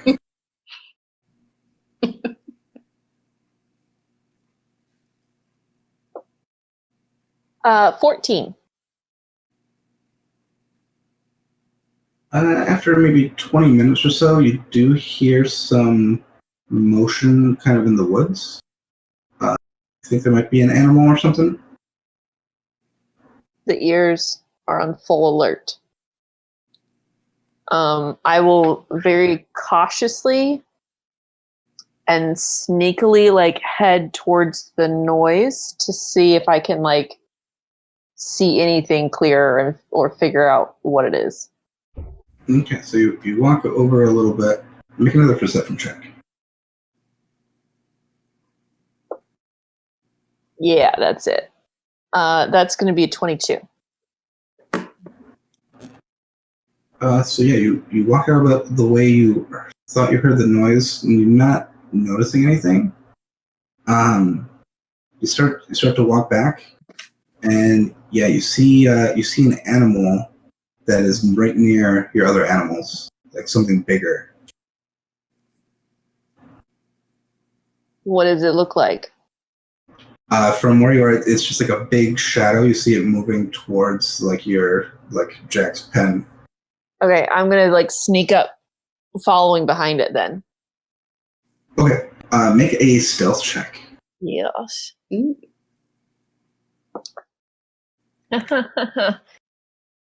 I'm like a dark cat in the night. 23. Okay, yeah, you're. I'm like premium cat, like super low to the ground, like that full on, the ears are down, like you can't see me. Yeah, so I'm imagining. So there's this big animal kind of lurking, stalking, trying to get at these animals for dinner, and behind that animal, it's Dewey lurking and stalking this big creature. Yeah.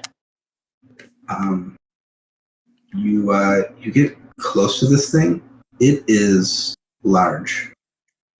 Is it another bear? It might be.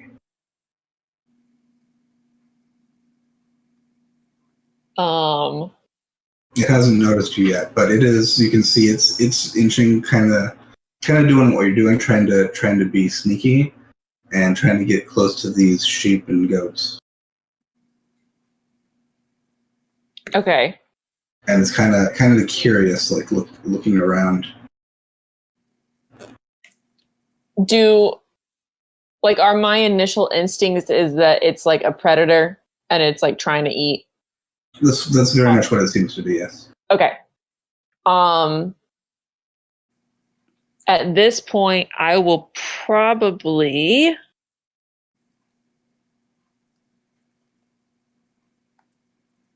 I'm gonna cast sleep on it.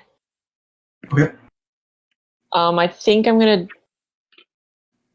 Is it fair to say that like I have like a general idea of like when I'm casting sleep, like if I need to cast at a higher level or not? Like, I mean, that's just kind of up to you as a player. Okay. I didn't know if there's like kind of like that knowledge of history of like how the spell works and like how big something is and if it's actually going to do anything. I'm going to go ahead and do it at level 2 then. Look, what I can give you is I can tell you about how many hit points that cave bear had. Okay. That cave bear had, I don't remember exactly the dice roll on it because I rolled dice, but the average hit points for a cave bear is 42. Okay. And this creature looks at around as big as that bear was. Okay, so then I know I need to do at least the second level, and I might even not be able to do anything then. Okay, I'm going to do it. I'm going to cast level 2. Sleep. Try to put it to sleep. Let's count the dice. Okay. Roll good. That is a 7. And a 5. And a 7. And a 5. And come on. Yay, 8. What did I get to? I don't even know. 32. 32. Probably not enough then.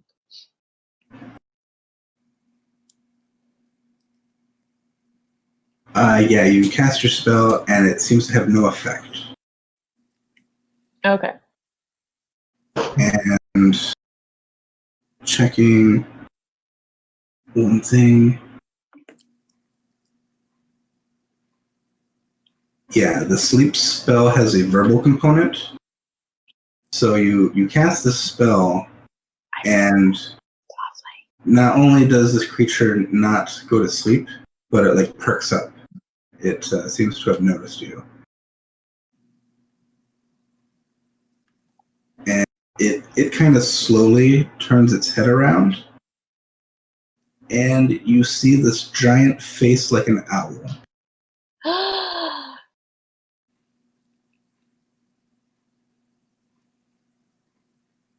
I think I just like stare at it so I've never seen this, right? That's kind of up to you and your backstory, but I don't think so. I don't think I would have ever seen one. So I don't know what this is. I think you've definitely heard about this. Okay.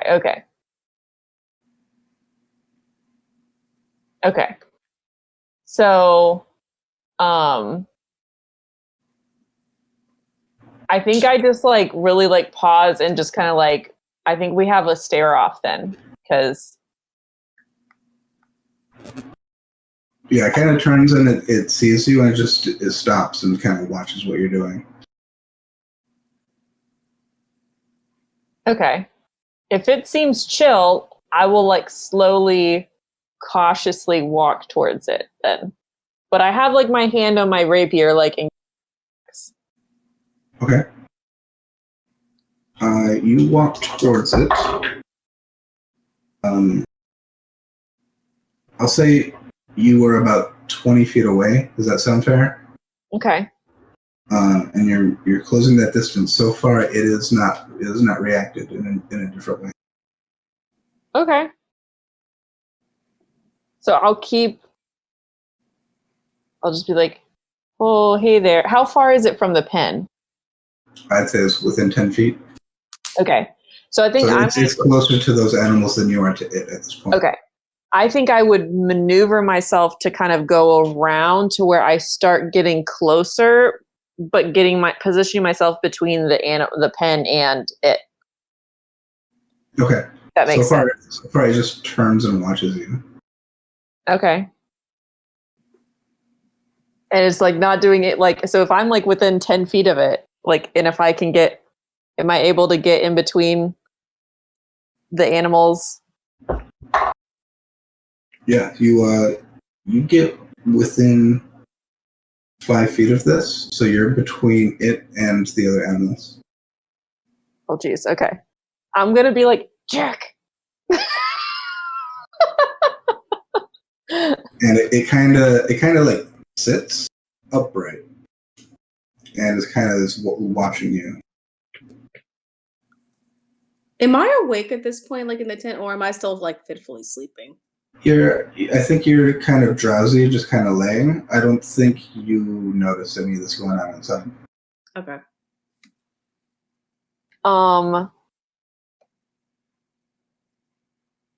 It like sits down like cute, like a dog. Or like a bear. But Yeah. kind of, yeah. I'm stirring and squint at Dewey and like make eye contact. Dewey. Well, Dewey's facing the other way, looking at this creature, I think. Okay. Like I'm not keeping my eyes off it. I was just kind of like, Jack, like trying to like tell you as I'm like. Okay, it's 10 feet away, the pen? Yes. Okay. And if you're in the middle of the pen, you're probably a couple feet further back than that. Okay, then I can just start making it out with my blind sight, perhaps. I think it's a little bit far. Okay. I dip a torch into the fire and move really slowly. I ask Dewey, like, what is that? Oh, and you light a torch, and you just see this warm glow shine on this owl bear, and its eyes like squint down, and it lets out a loud screeching sound. And you just hear this echo throughout the forest. Earl, you totally notice this, because you are awoken by this owl screech piercing through the night. Can I just be like, whoa, whoa, whoa, whoa, whoa, whoa, whoa. It's okay, it's okay.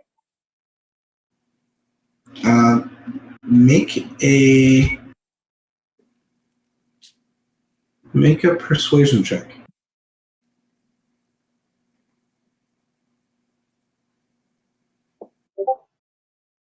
I just rolled a natural 20. So this creature plus 7. This creature looks like it was about to be like scared and run off, but somehow it sees you trying to calm it down, and the expression on its face looks reassured, and it kind of settles down. I'll like kind of like motion to Jack, like, it's okay, like I think it's fine. And I'll like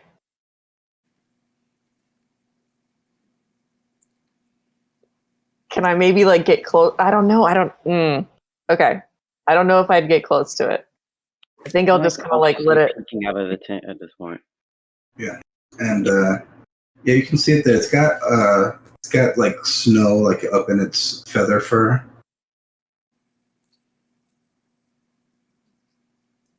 Right. And it's looking at Dewey. Do we maybe have like an old piece of like some of the meat that we had with us or something like that we brought?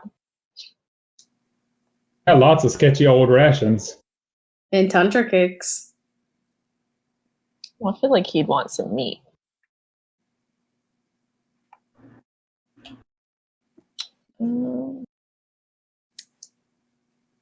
Because you kind of come out of the tent and you see all this.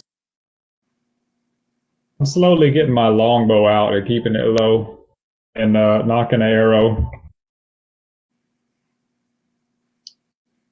I'm just kind of standing cautiously by because I see nothing's happened yet.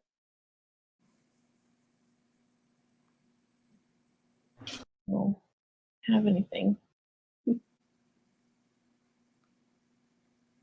I'll maybe look in my ration. One of my rations. What's in a ration? Is there just like some sort of meat component? Yeah, it's probably cured meats. Okay. If there's some cured meats, I will toss it towards him. Okay.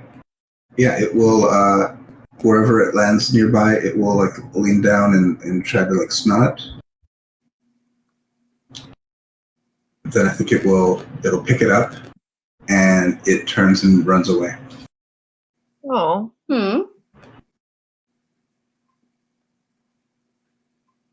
Cool. Lucky for him.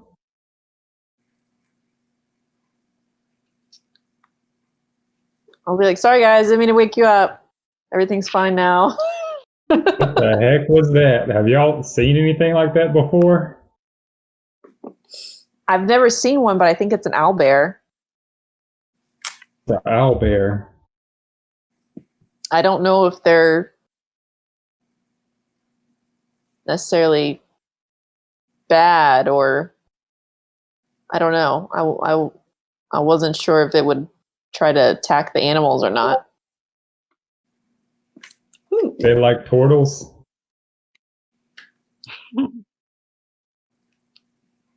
I don't know. I mean, he did react when it saw you and the bright light.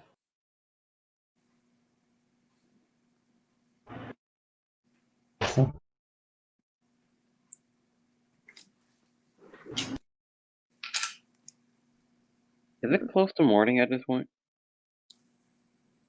I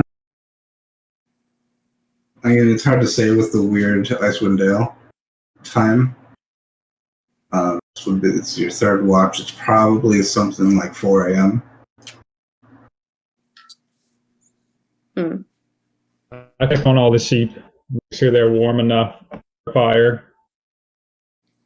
Yeah, the fire was kind of dwindling, and yeah, your animals seem super cold, but they're all kind of like cuddled together. Give you another squirt of mead. Well, since we're all awake, should we just move or just try to get some extra rest? Did anybody sleep long enough to not be exhausted? So far, no. I think so. Okay. Well, extra rest it is. All right. Do I still have a little bit left in my shift? Yeah, it was only 20 minutes into my shift. Yeah. Okay. Sorry, guys. Try to go back to sleep. Yeah, after seeing that, I'm gonna have a hard time. If people are having a hard time, can I play a lullaby on my lyre? Sure. Make a performance roll.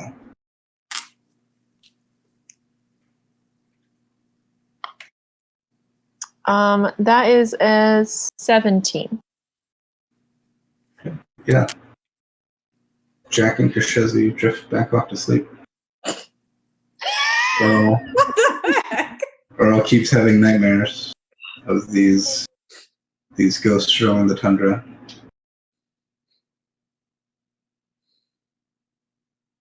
Earl says, Dewey, do you have any music that could help me not see ghosts on the tundra? I don't know what that means. I imagine you're saying that as you're like now I'm going to sleep and it's your turn. Like, just like, I don't know. Don't know what that is. But I'll think on it. Like, Dewey will be like, ghosts on the tundra. And I'll try to think of songs that maybe talk about ghosts or the tundra, but I guarantee I don't have one that talks about both. But I will try to think on it as I'm going back to sleep. That note is my watch. Yeah. Ghosts on the tundra. Because at this point, Earl gets up, kind of like half awake, be like, he kind of feels like half a hangover, half a sleep exhaustion. But like he just kind of meanders along the makeshift pen, tries to pay attention, but he's looking like throughout just to see. He's like, do I see any people? Do I see a tundra?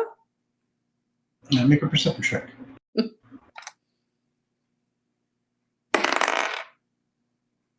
15. Yeah, while you're awake, it doesn't seem to be bothering you. You do feel tired, feel exhausted, technically. Great. But yeah, looking around, the rest of the evening is sort of early morning is peaceful. You don't seem to have any issues while you're awake. But yeah, another night, and you do not gain the benefits of a long rest.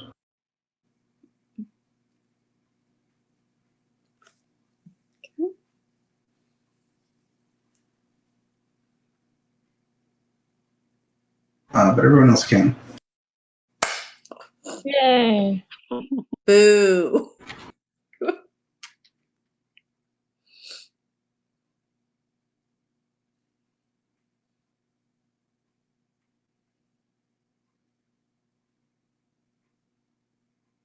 Does it automatically remove the exhaustion point? I think it will, or it'll bring it down by 1. It shows on a thing there's a check mark. You know how there's a check mark to like reset HP, and then there's a check mark underneath that shows to remove exhaustion. Okay, I see it. Thank you, thank you.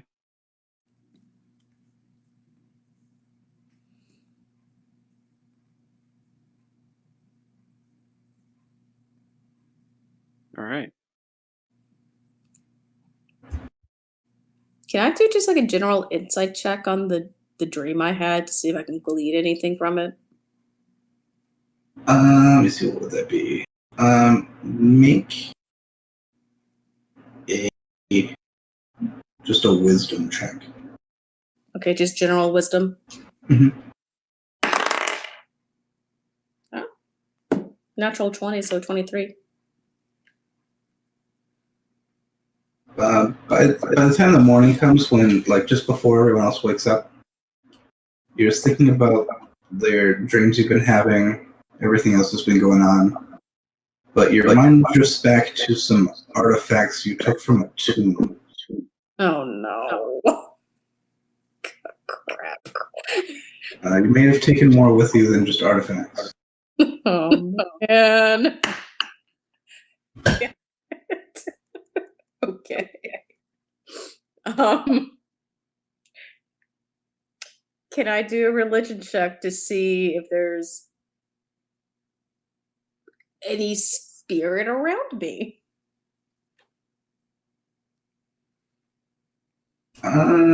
Sure. Okay. Or wait a second. On the cave, on the like cave walls, or sorry, yeah, cave walls. Were there any like pictures of like spirits, or like spirits on the tundra, or anything like that? I didn't see spirits, but it did seem to be a tribe of people who lived in Icewind Dale. Okay. Great. All right, I'll do a religion check.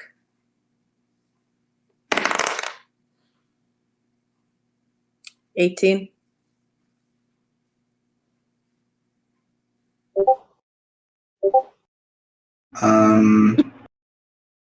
18.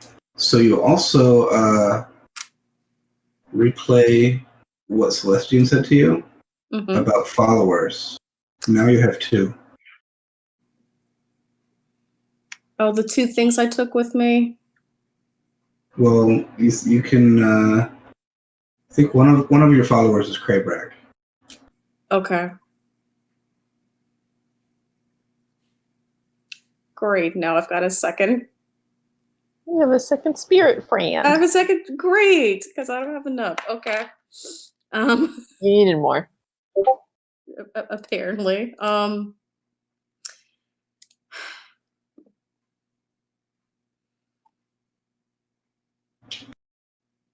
Could I get any insight as to maybe meditate to figure out who this follower is? Even without a roll, you can pretty quickly guess it's the spirit of that chieftain who was laying in that tomb. Okay. Do I get the sense of whether this chieftain is happy to be out of her tomb or super ticked off? You're unsure. Okay.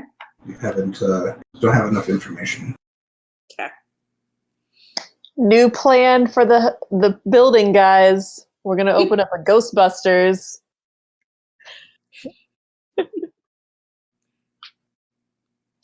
Earl would like to request for Dewey. Can we write some of the Candlekeep and see if we can gain some more information about this chieftain? Sure. Because I would like to get some sleep. So you have a ghost friend? Do we need to go to that seance guy and have him hold a seance so you can talk to it? Wait, seance guy?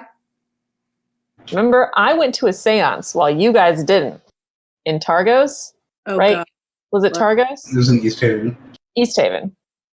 The night Jack got arrested. Yes.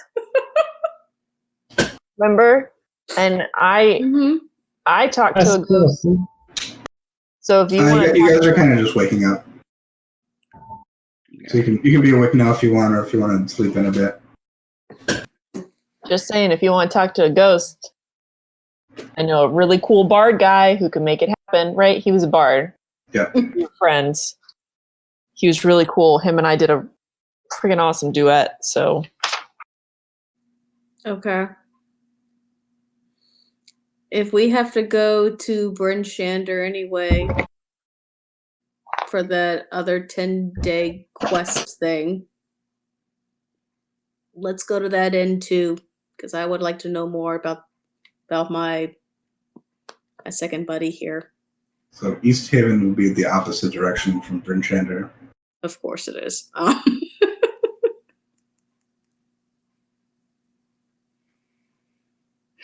But you've right now you're in the middle of the forest.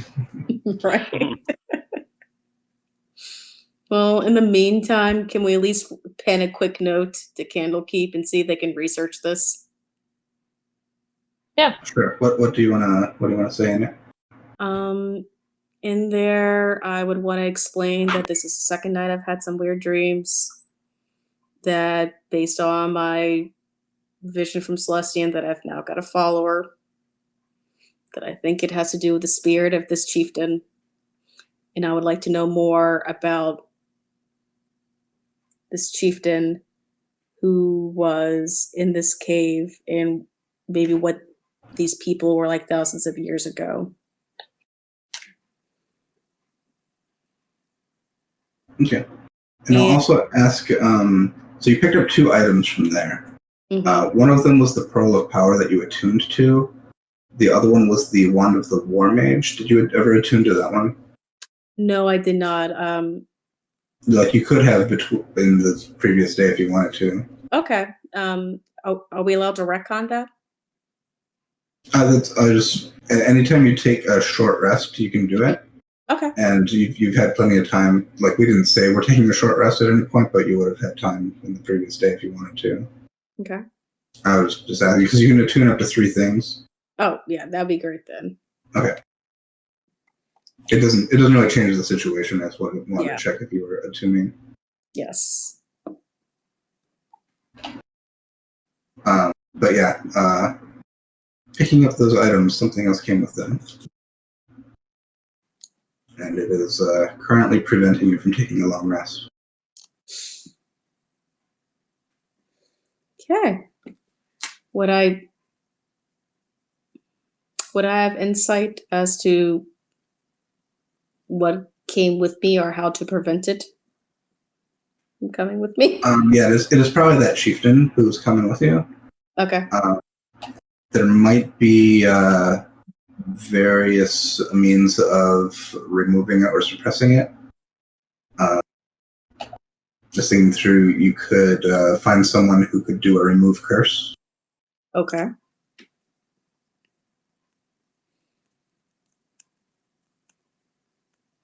There might be someone in one of the towns who'd be capable of that, or Candlekeep might be able to lend aid for something like that. You're not quite sure who has that kind of resource, Mm-hmm. but you're thinking along those lines for some kind of solution. Okay. Or possibly one of the places of worship in Bryn Shander might have like holy water or something that could calm the spirit. I was just thinking that the guy at the House of the Morning Lord might be able to do something. Mm-hmm. Yeah, that sounds great. Exorcism! Let's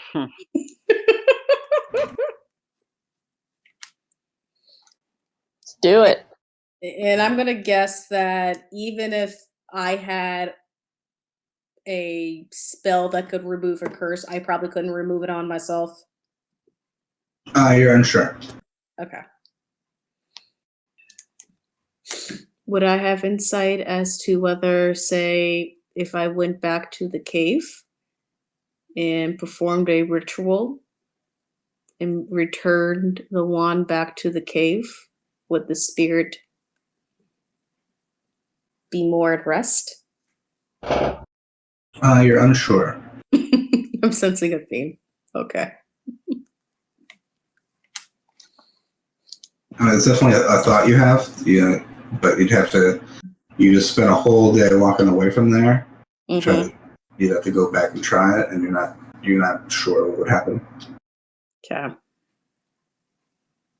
All right, and at the pace we're at right now, we're like 3 days out with all these animals. But yeah, you seem like you're on about that pace to get back to Good Mead. Ugh. I'll just paste this little snippet from the book because it's fun to rub it in.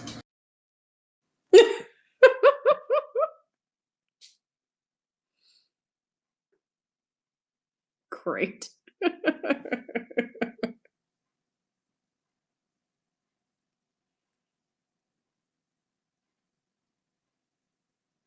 So that's what's going on with Earl. Yay. Sounds like a lot of fun. Yeah, it is. It really is, guys. What you get for messing with old bones? Do-do-do-do. But hey, I used that pearl to help us with the last game. It is. Those are powerful items. So I love too that like Earl kind of had a second of like, should I not disturb this body? And then you're like, nope. And then now you're cursed. I really wanted to know the knowledge. Now I know all too well. Yep. Too much knowledge. All right, put it back. Great. Okay.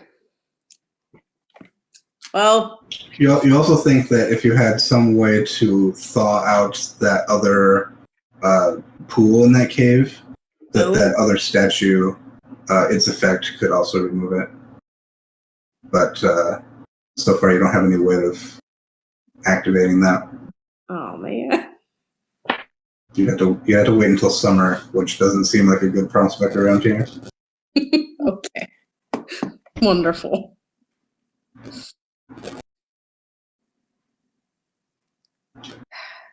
All right. I need this curse removed from me. I don't think we should be carrying these animals now, or I at least need to get the town. Are you announcing that to us? Or is that just on your mind? Are you announcing that to the party, or is that just on your mind? No, I'm announcing it to the party, like what I think is going on here. You know, kind of like putting the pieces together. Do you? I mean, would there even be anybody in town that you think could help? Definitely message the Candlekeep. message them to see if they have something that can remove a curse that they can give us. Yeah.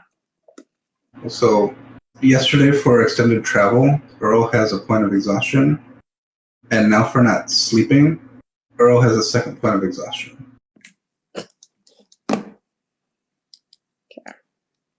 And what happens with exhaustion again? It's pretty nasty. It stacks up quick.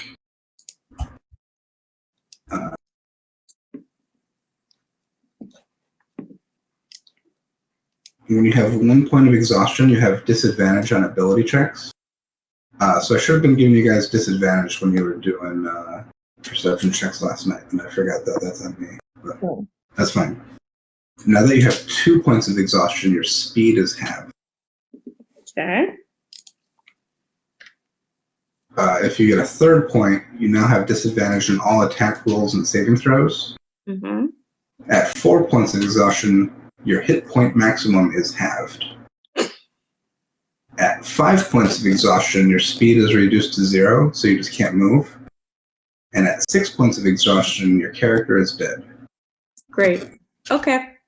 Wow, okay.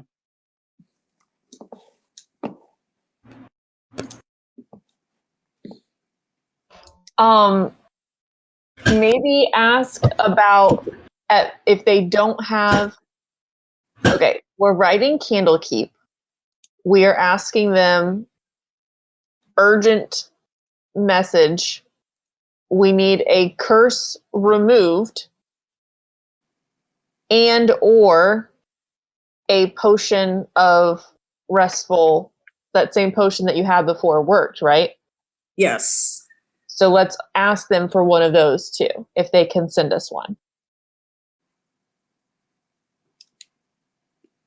With a preference for something that's the potion is temporary. Yeah. But like Yeah. either and or like both would be good if you've got something for both just in case, you know? Mm-hmm. But let's ask for either multiple potions of that or like if they don't have something for the curse. Oh, I'm missing something. So you don't automatically get a second point of exhaustion for not sleeping. Mm-hmm. Make a Constitution saving throw. Ooh. That's what I forget. So it's not an automatic. You get it, you have to make a save for it. Can I give you a bardic inspiration? Yeah. Okay. So there's general constitution. Yeah, it's a Constitution saving throw, so it's not a check, it's a saving throw. Okay. And then roll an extra d6.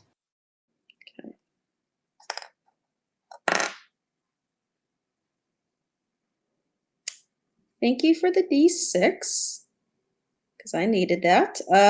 16. Okay, yeah, so you only have 1 point of exhaustion. Sorry to get extra dramatic on it.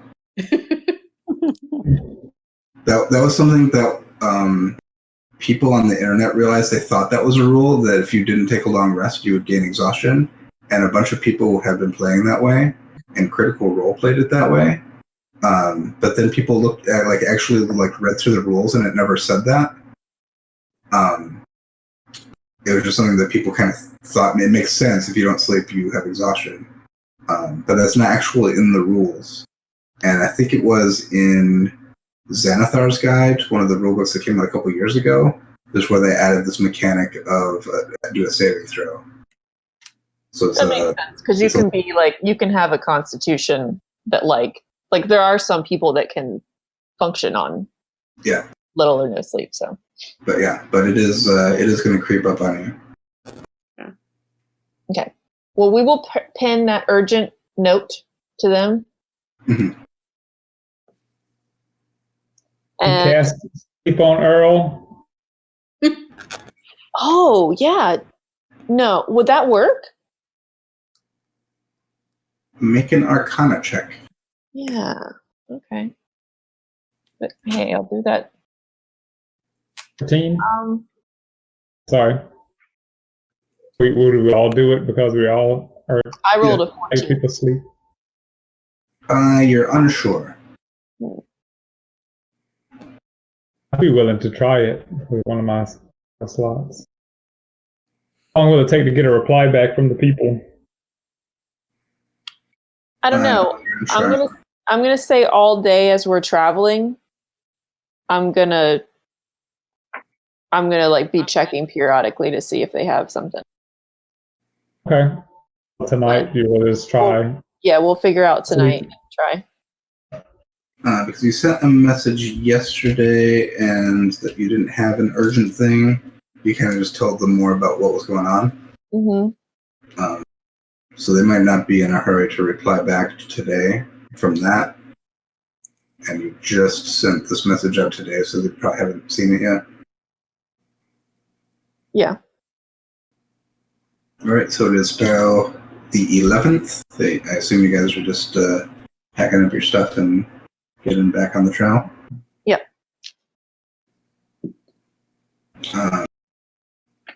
If there's nothing else you guys want to do because you're just walking through the forest, we can say it's another boring day and save some time. Sure. Kind of the same deal. The next night, you want to try and create a pen and set up your tent and take watches. But tonight I'm going to put out my hunting trap we found in the cave. Okay.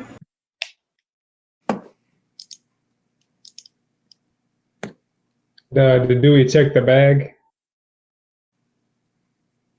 Yeah, I'll check the bag to see if anything came.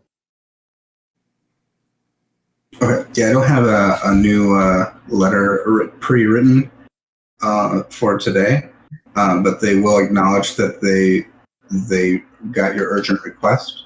They are basically gathering resources. Brewing another potion like that is pretty time-consuming and expensive. They will start working on it, but they don't know how quickly they can get it back to you. They're gonna see if they can probably more easily come across the scroll of remove curse. So they're also gonna work on getting that to you. Okay. Yeah. Sounds good. Do we want to do same order tonight and try to put Earl to sleep, so then you're at least at the end?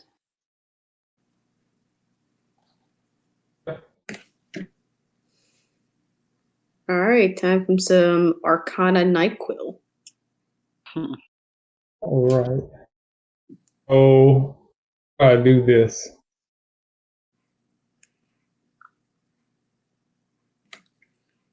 You know what I messed up? I was supposed to do 2 more D8. I only did 5 for the owlbear. Uh, Oh well. Because I did it at 2nd level. do you want to roll 2 more d8 and see what would have happened? I mean, I don't think it I matters. am quite curious. I mean, okay, sure. That's another 4 and a 6. So it would have been another 10 points. So you're at 32. That would have made it 42. Yeah. Nothing would have happened. Okay.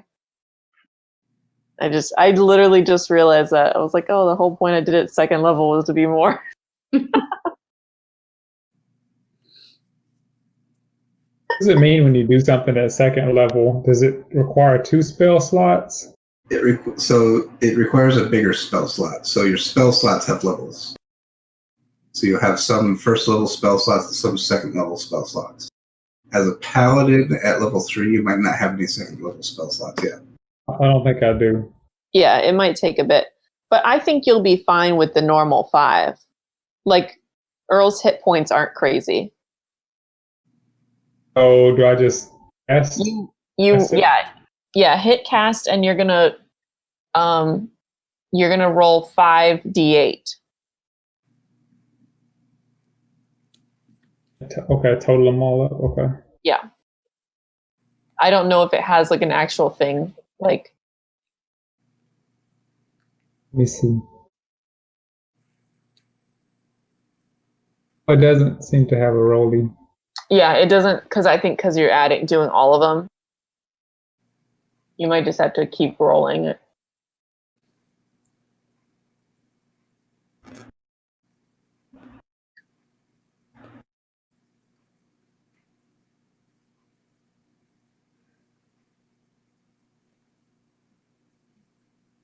So far.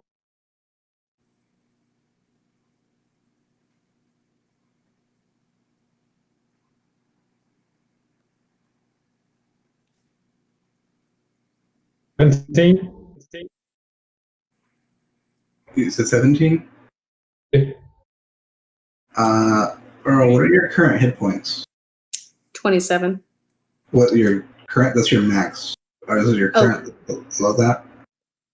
Oh no, because you took the potion, so that would have. Yeah, I took the potion, so. Okay, you didn't take another damage. So yeah, your sleep spell has no effect. Huh. Do you want me to try?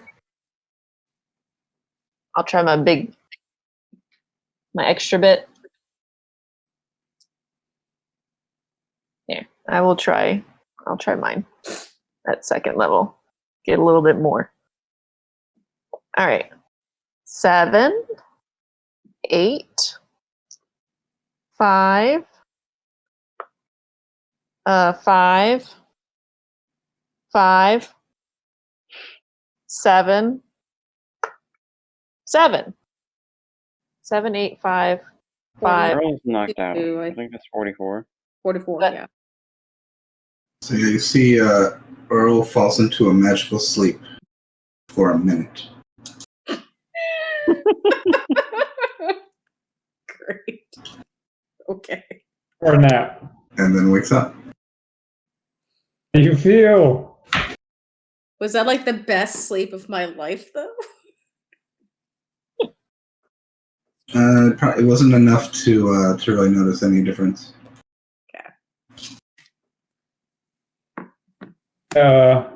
Mix up something with my herbalism kit, or I'll sleep. A good medicine I would skills. not trust whatever. What? Been on my own forever. It's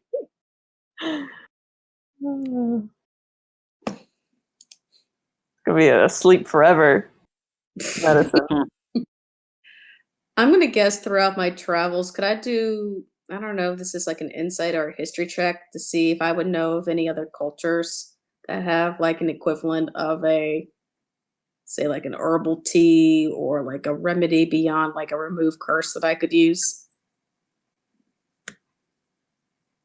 As far as just like natural, like help you sleep things, sure, you're aware cultures have stuff like that. Mm-hmm. I don't know that you have any resources to recreate that where you are now. Okay. Is there anything in my fungus and mold and slime book?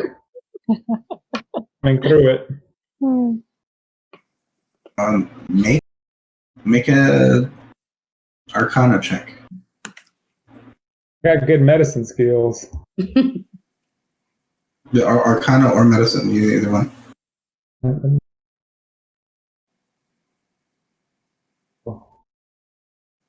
Medicine. Can I choose the best, or do I have to choose the latest? 11. You flip through your whole fungus book. You don't see anything that's going to relate to Earl's situation. Read anything about the cold fungus? You do. I'll send you something.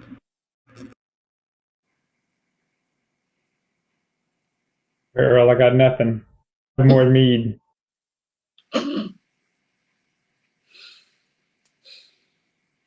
Hey, count these sheep.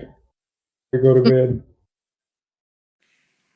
Is there any point to anybody being on watch if I'm going to be awake? Jesse, I'm just going to send you a big chunk of information that is kind of random, but it's what you've learned from your book. Cool. I'll look through it in the pen next to the fire. Okay, so are we even taking rounds if Earl's just awake? Or would that have, I don't know, like is your like exhaustion maybe would affect? Or like could I do like the constitution saving? Yeah, at the end of the night you'll do that. Okay, regardless of whether like I'm on watch or not. Yeah. Okay. So you guys only traveled for 8 hours today, I assume, to not stack another exhaustion. Yeah. Yeah.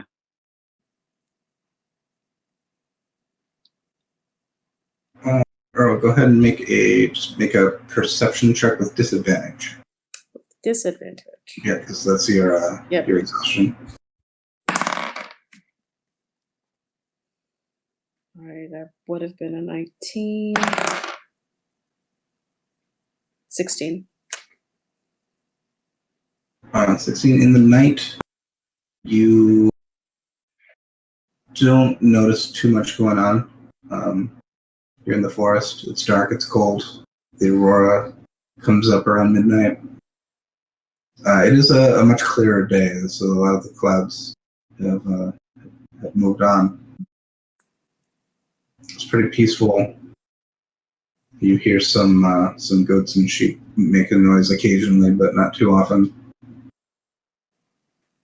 Kind of just alone with your thoughts.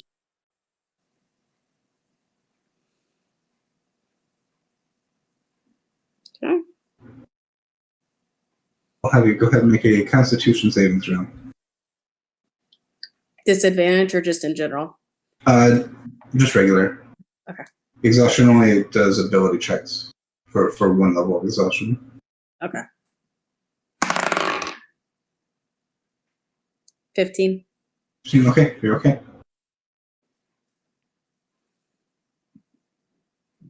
Are we all taking a long rest?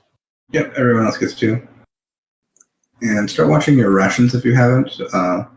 For the last couple days when you've been out and about and not getting food, you should be.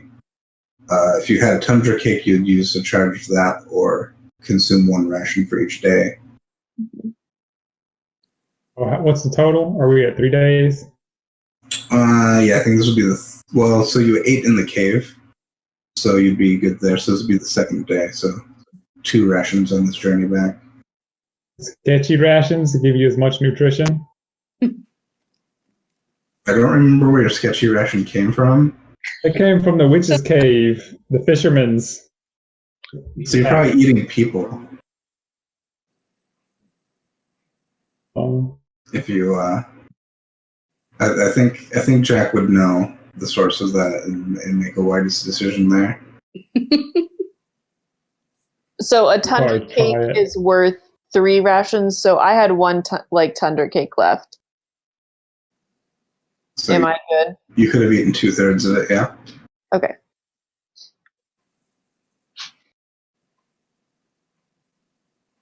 I'll just assume I'm eating the whole thing by the end of this. Tasty. I want to walk around my little area looking for fungus. Okay. Make a survival check. I'm gonna stay within eye and earshot. 13. 13. You're looking around. Most of the ground is still covered in snow, so you're kind of like dusting some off and looking around trees or looking under rocks. So far, you haven't found anything you're looking for. I'll put out the hunting trap again. Okay. Oh, and you check your trap from last night, and yeah, there's nothing in it. So we're in the morning of the 12th, correct? Yes. And are we just doing another usual travel? Yeah, and Earl, if you did see, you would have seen the moon last night. I guess you guys would all see it in the morning still. It is becoming a crescent-shaped moon.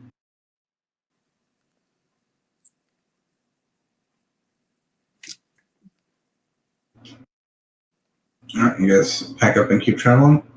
Mm-hmm. All right, it's another day wheeling this heavy cart through the thick snow. It is some of the snow has blown off, or like it's not fresh powder anymore, so it's a little bit easier to roll through. It's not as thick as you guys were marching through the snow the previous days. Can we get any more speed? Probably a little bit. But if we make little snowshoes for all the sheep, You'd be spending quite a long while on that project. well, Earl, work on that tonight. Wait, can we Earl gauge just how glares far away- sleepily. Can we gauge how far away we are from Good Mead at this point? Make another survival check. Survival? Okay. That is a 17 plus 1, 18. You don't seem too far off. Especially once the bit of daylight comes up and you kind of get some bearing on where you think you are. You think you're gonna get there within a couple hours, probably. Oh, Okay. thank So you. you're probably gonna get there like early afternoon. Okay. Thank goodness. I'm about to be like, if we had to do another day of this, I'm about to just like leave this here and be like, y'all can go get this. I mean, if everyone helped push the cart, it would go faster. But you're trying to tow along a bunch of goats and sheep. Mm-hmm. It's gonna be worth it. Mm-hmm. One And the day. meat is slowly dropping night after night, so it should be getting easier. By the time we get back to the town, both casks are going to be empty. Oh my god. I mean, that would be impressive if you guys drank hundreds of pounds of mead. You'd have other issues going on. Probably like 60-gallon drums. Yeah, They're 20-gallon drum, like 20-gallon casks. Each one weighs 200 pounds. Yeah. Mm. So gallon.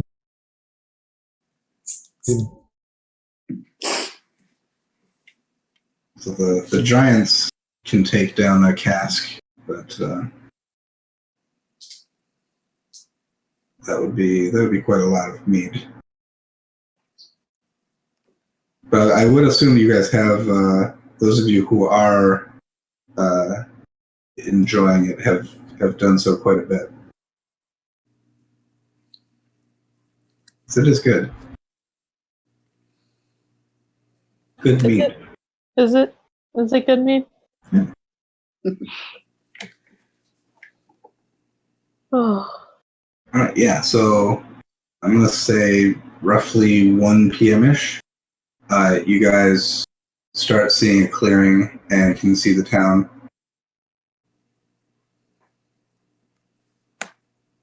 All right. Woohoo! Yay.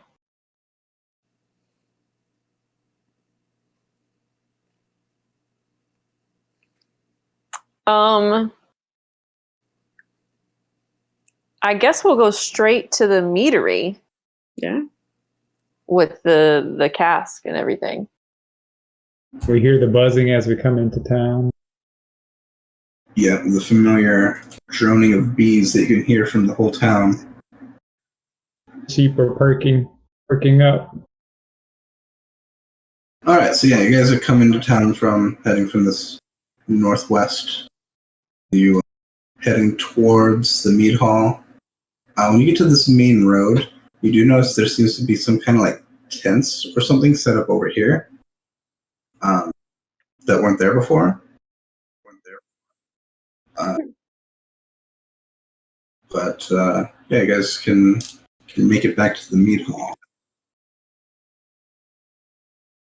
And there probably are some people. I'll say Girdle is out and about and sees you guys coming back. Girdle. Is this our mead? You defeated the Verbeeg? Yes, and an ogre as well. So you're welcome.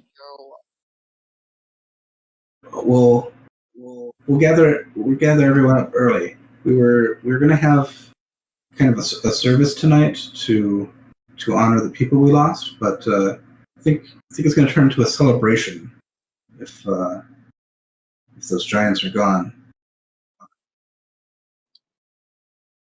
And so yeah, she'll like run off and start telling people. And yeah, you guys can come back into town, and I'm sure you're telling everyone your tale of glory, the victory over the Verbeeg. And there was much celebrating and drinking the mead and cheering, and you're just have the heroes welcome. Is there anything in the bag about to help with? Not yet.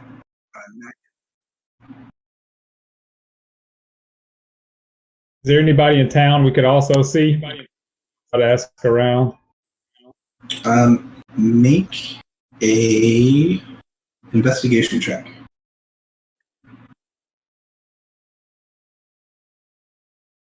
20. 20. From the people who you've talked to, none of them here are handy with curses like that. They do know some druids who might be able to help, but they kind of come and go. They're people who help out with the bees occasionally, or with the flora in the mead hall, but they don't live here. They kind of come and go. So they're not in town currently, but it would be probably several 10 days before they're expected to come back. Yeah, well. He'll be dead by then. Don't have that kind of time.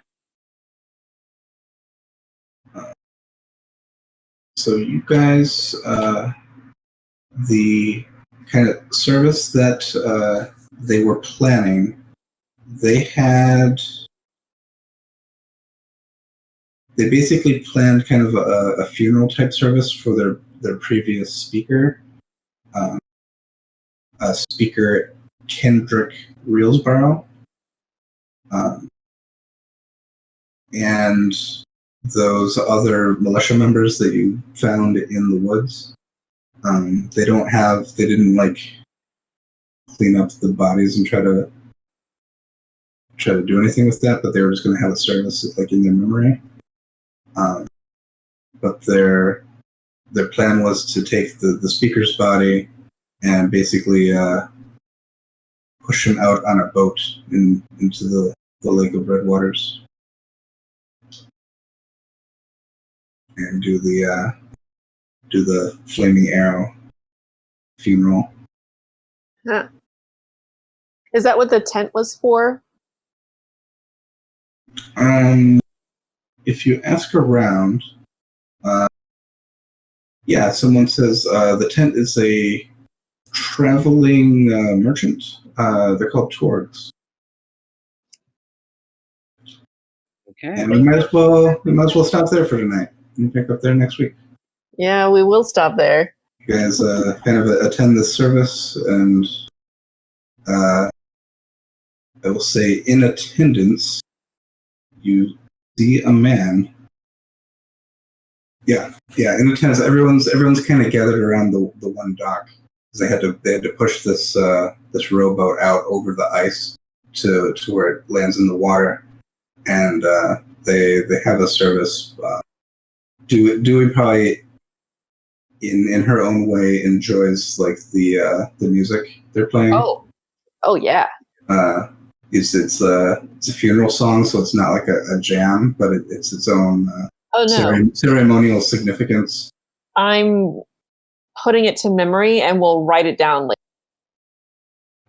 But you do happen to notice one person in the back of the crowd, a well-built man in his 30s, olive complexion, dark hair, pulled back into a ponytail, no facial hair, and he's wearing a vest with just stylish pants and boots, and just no jacket, no scarf, no hat.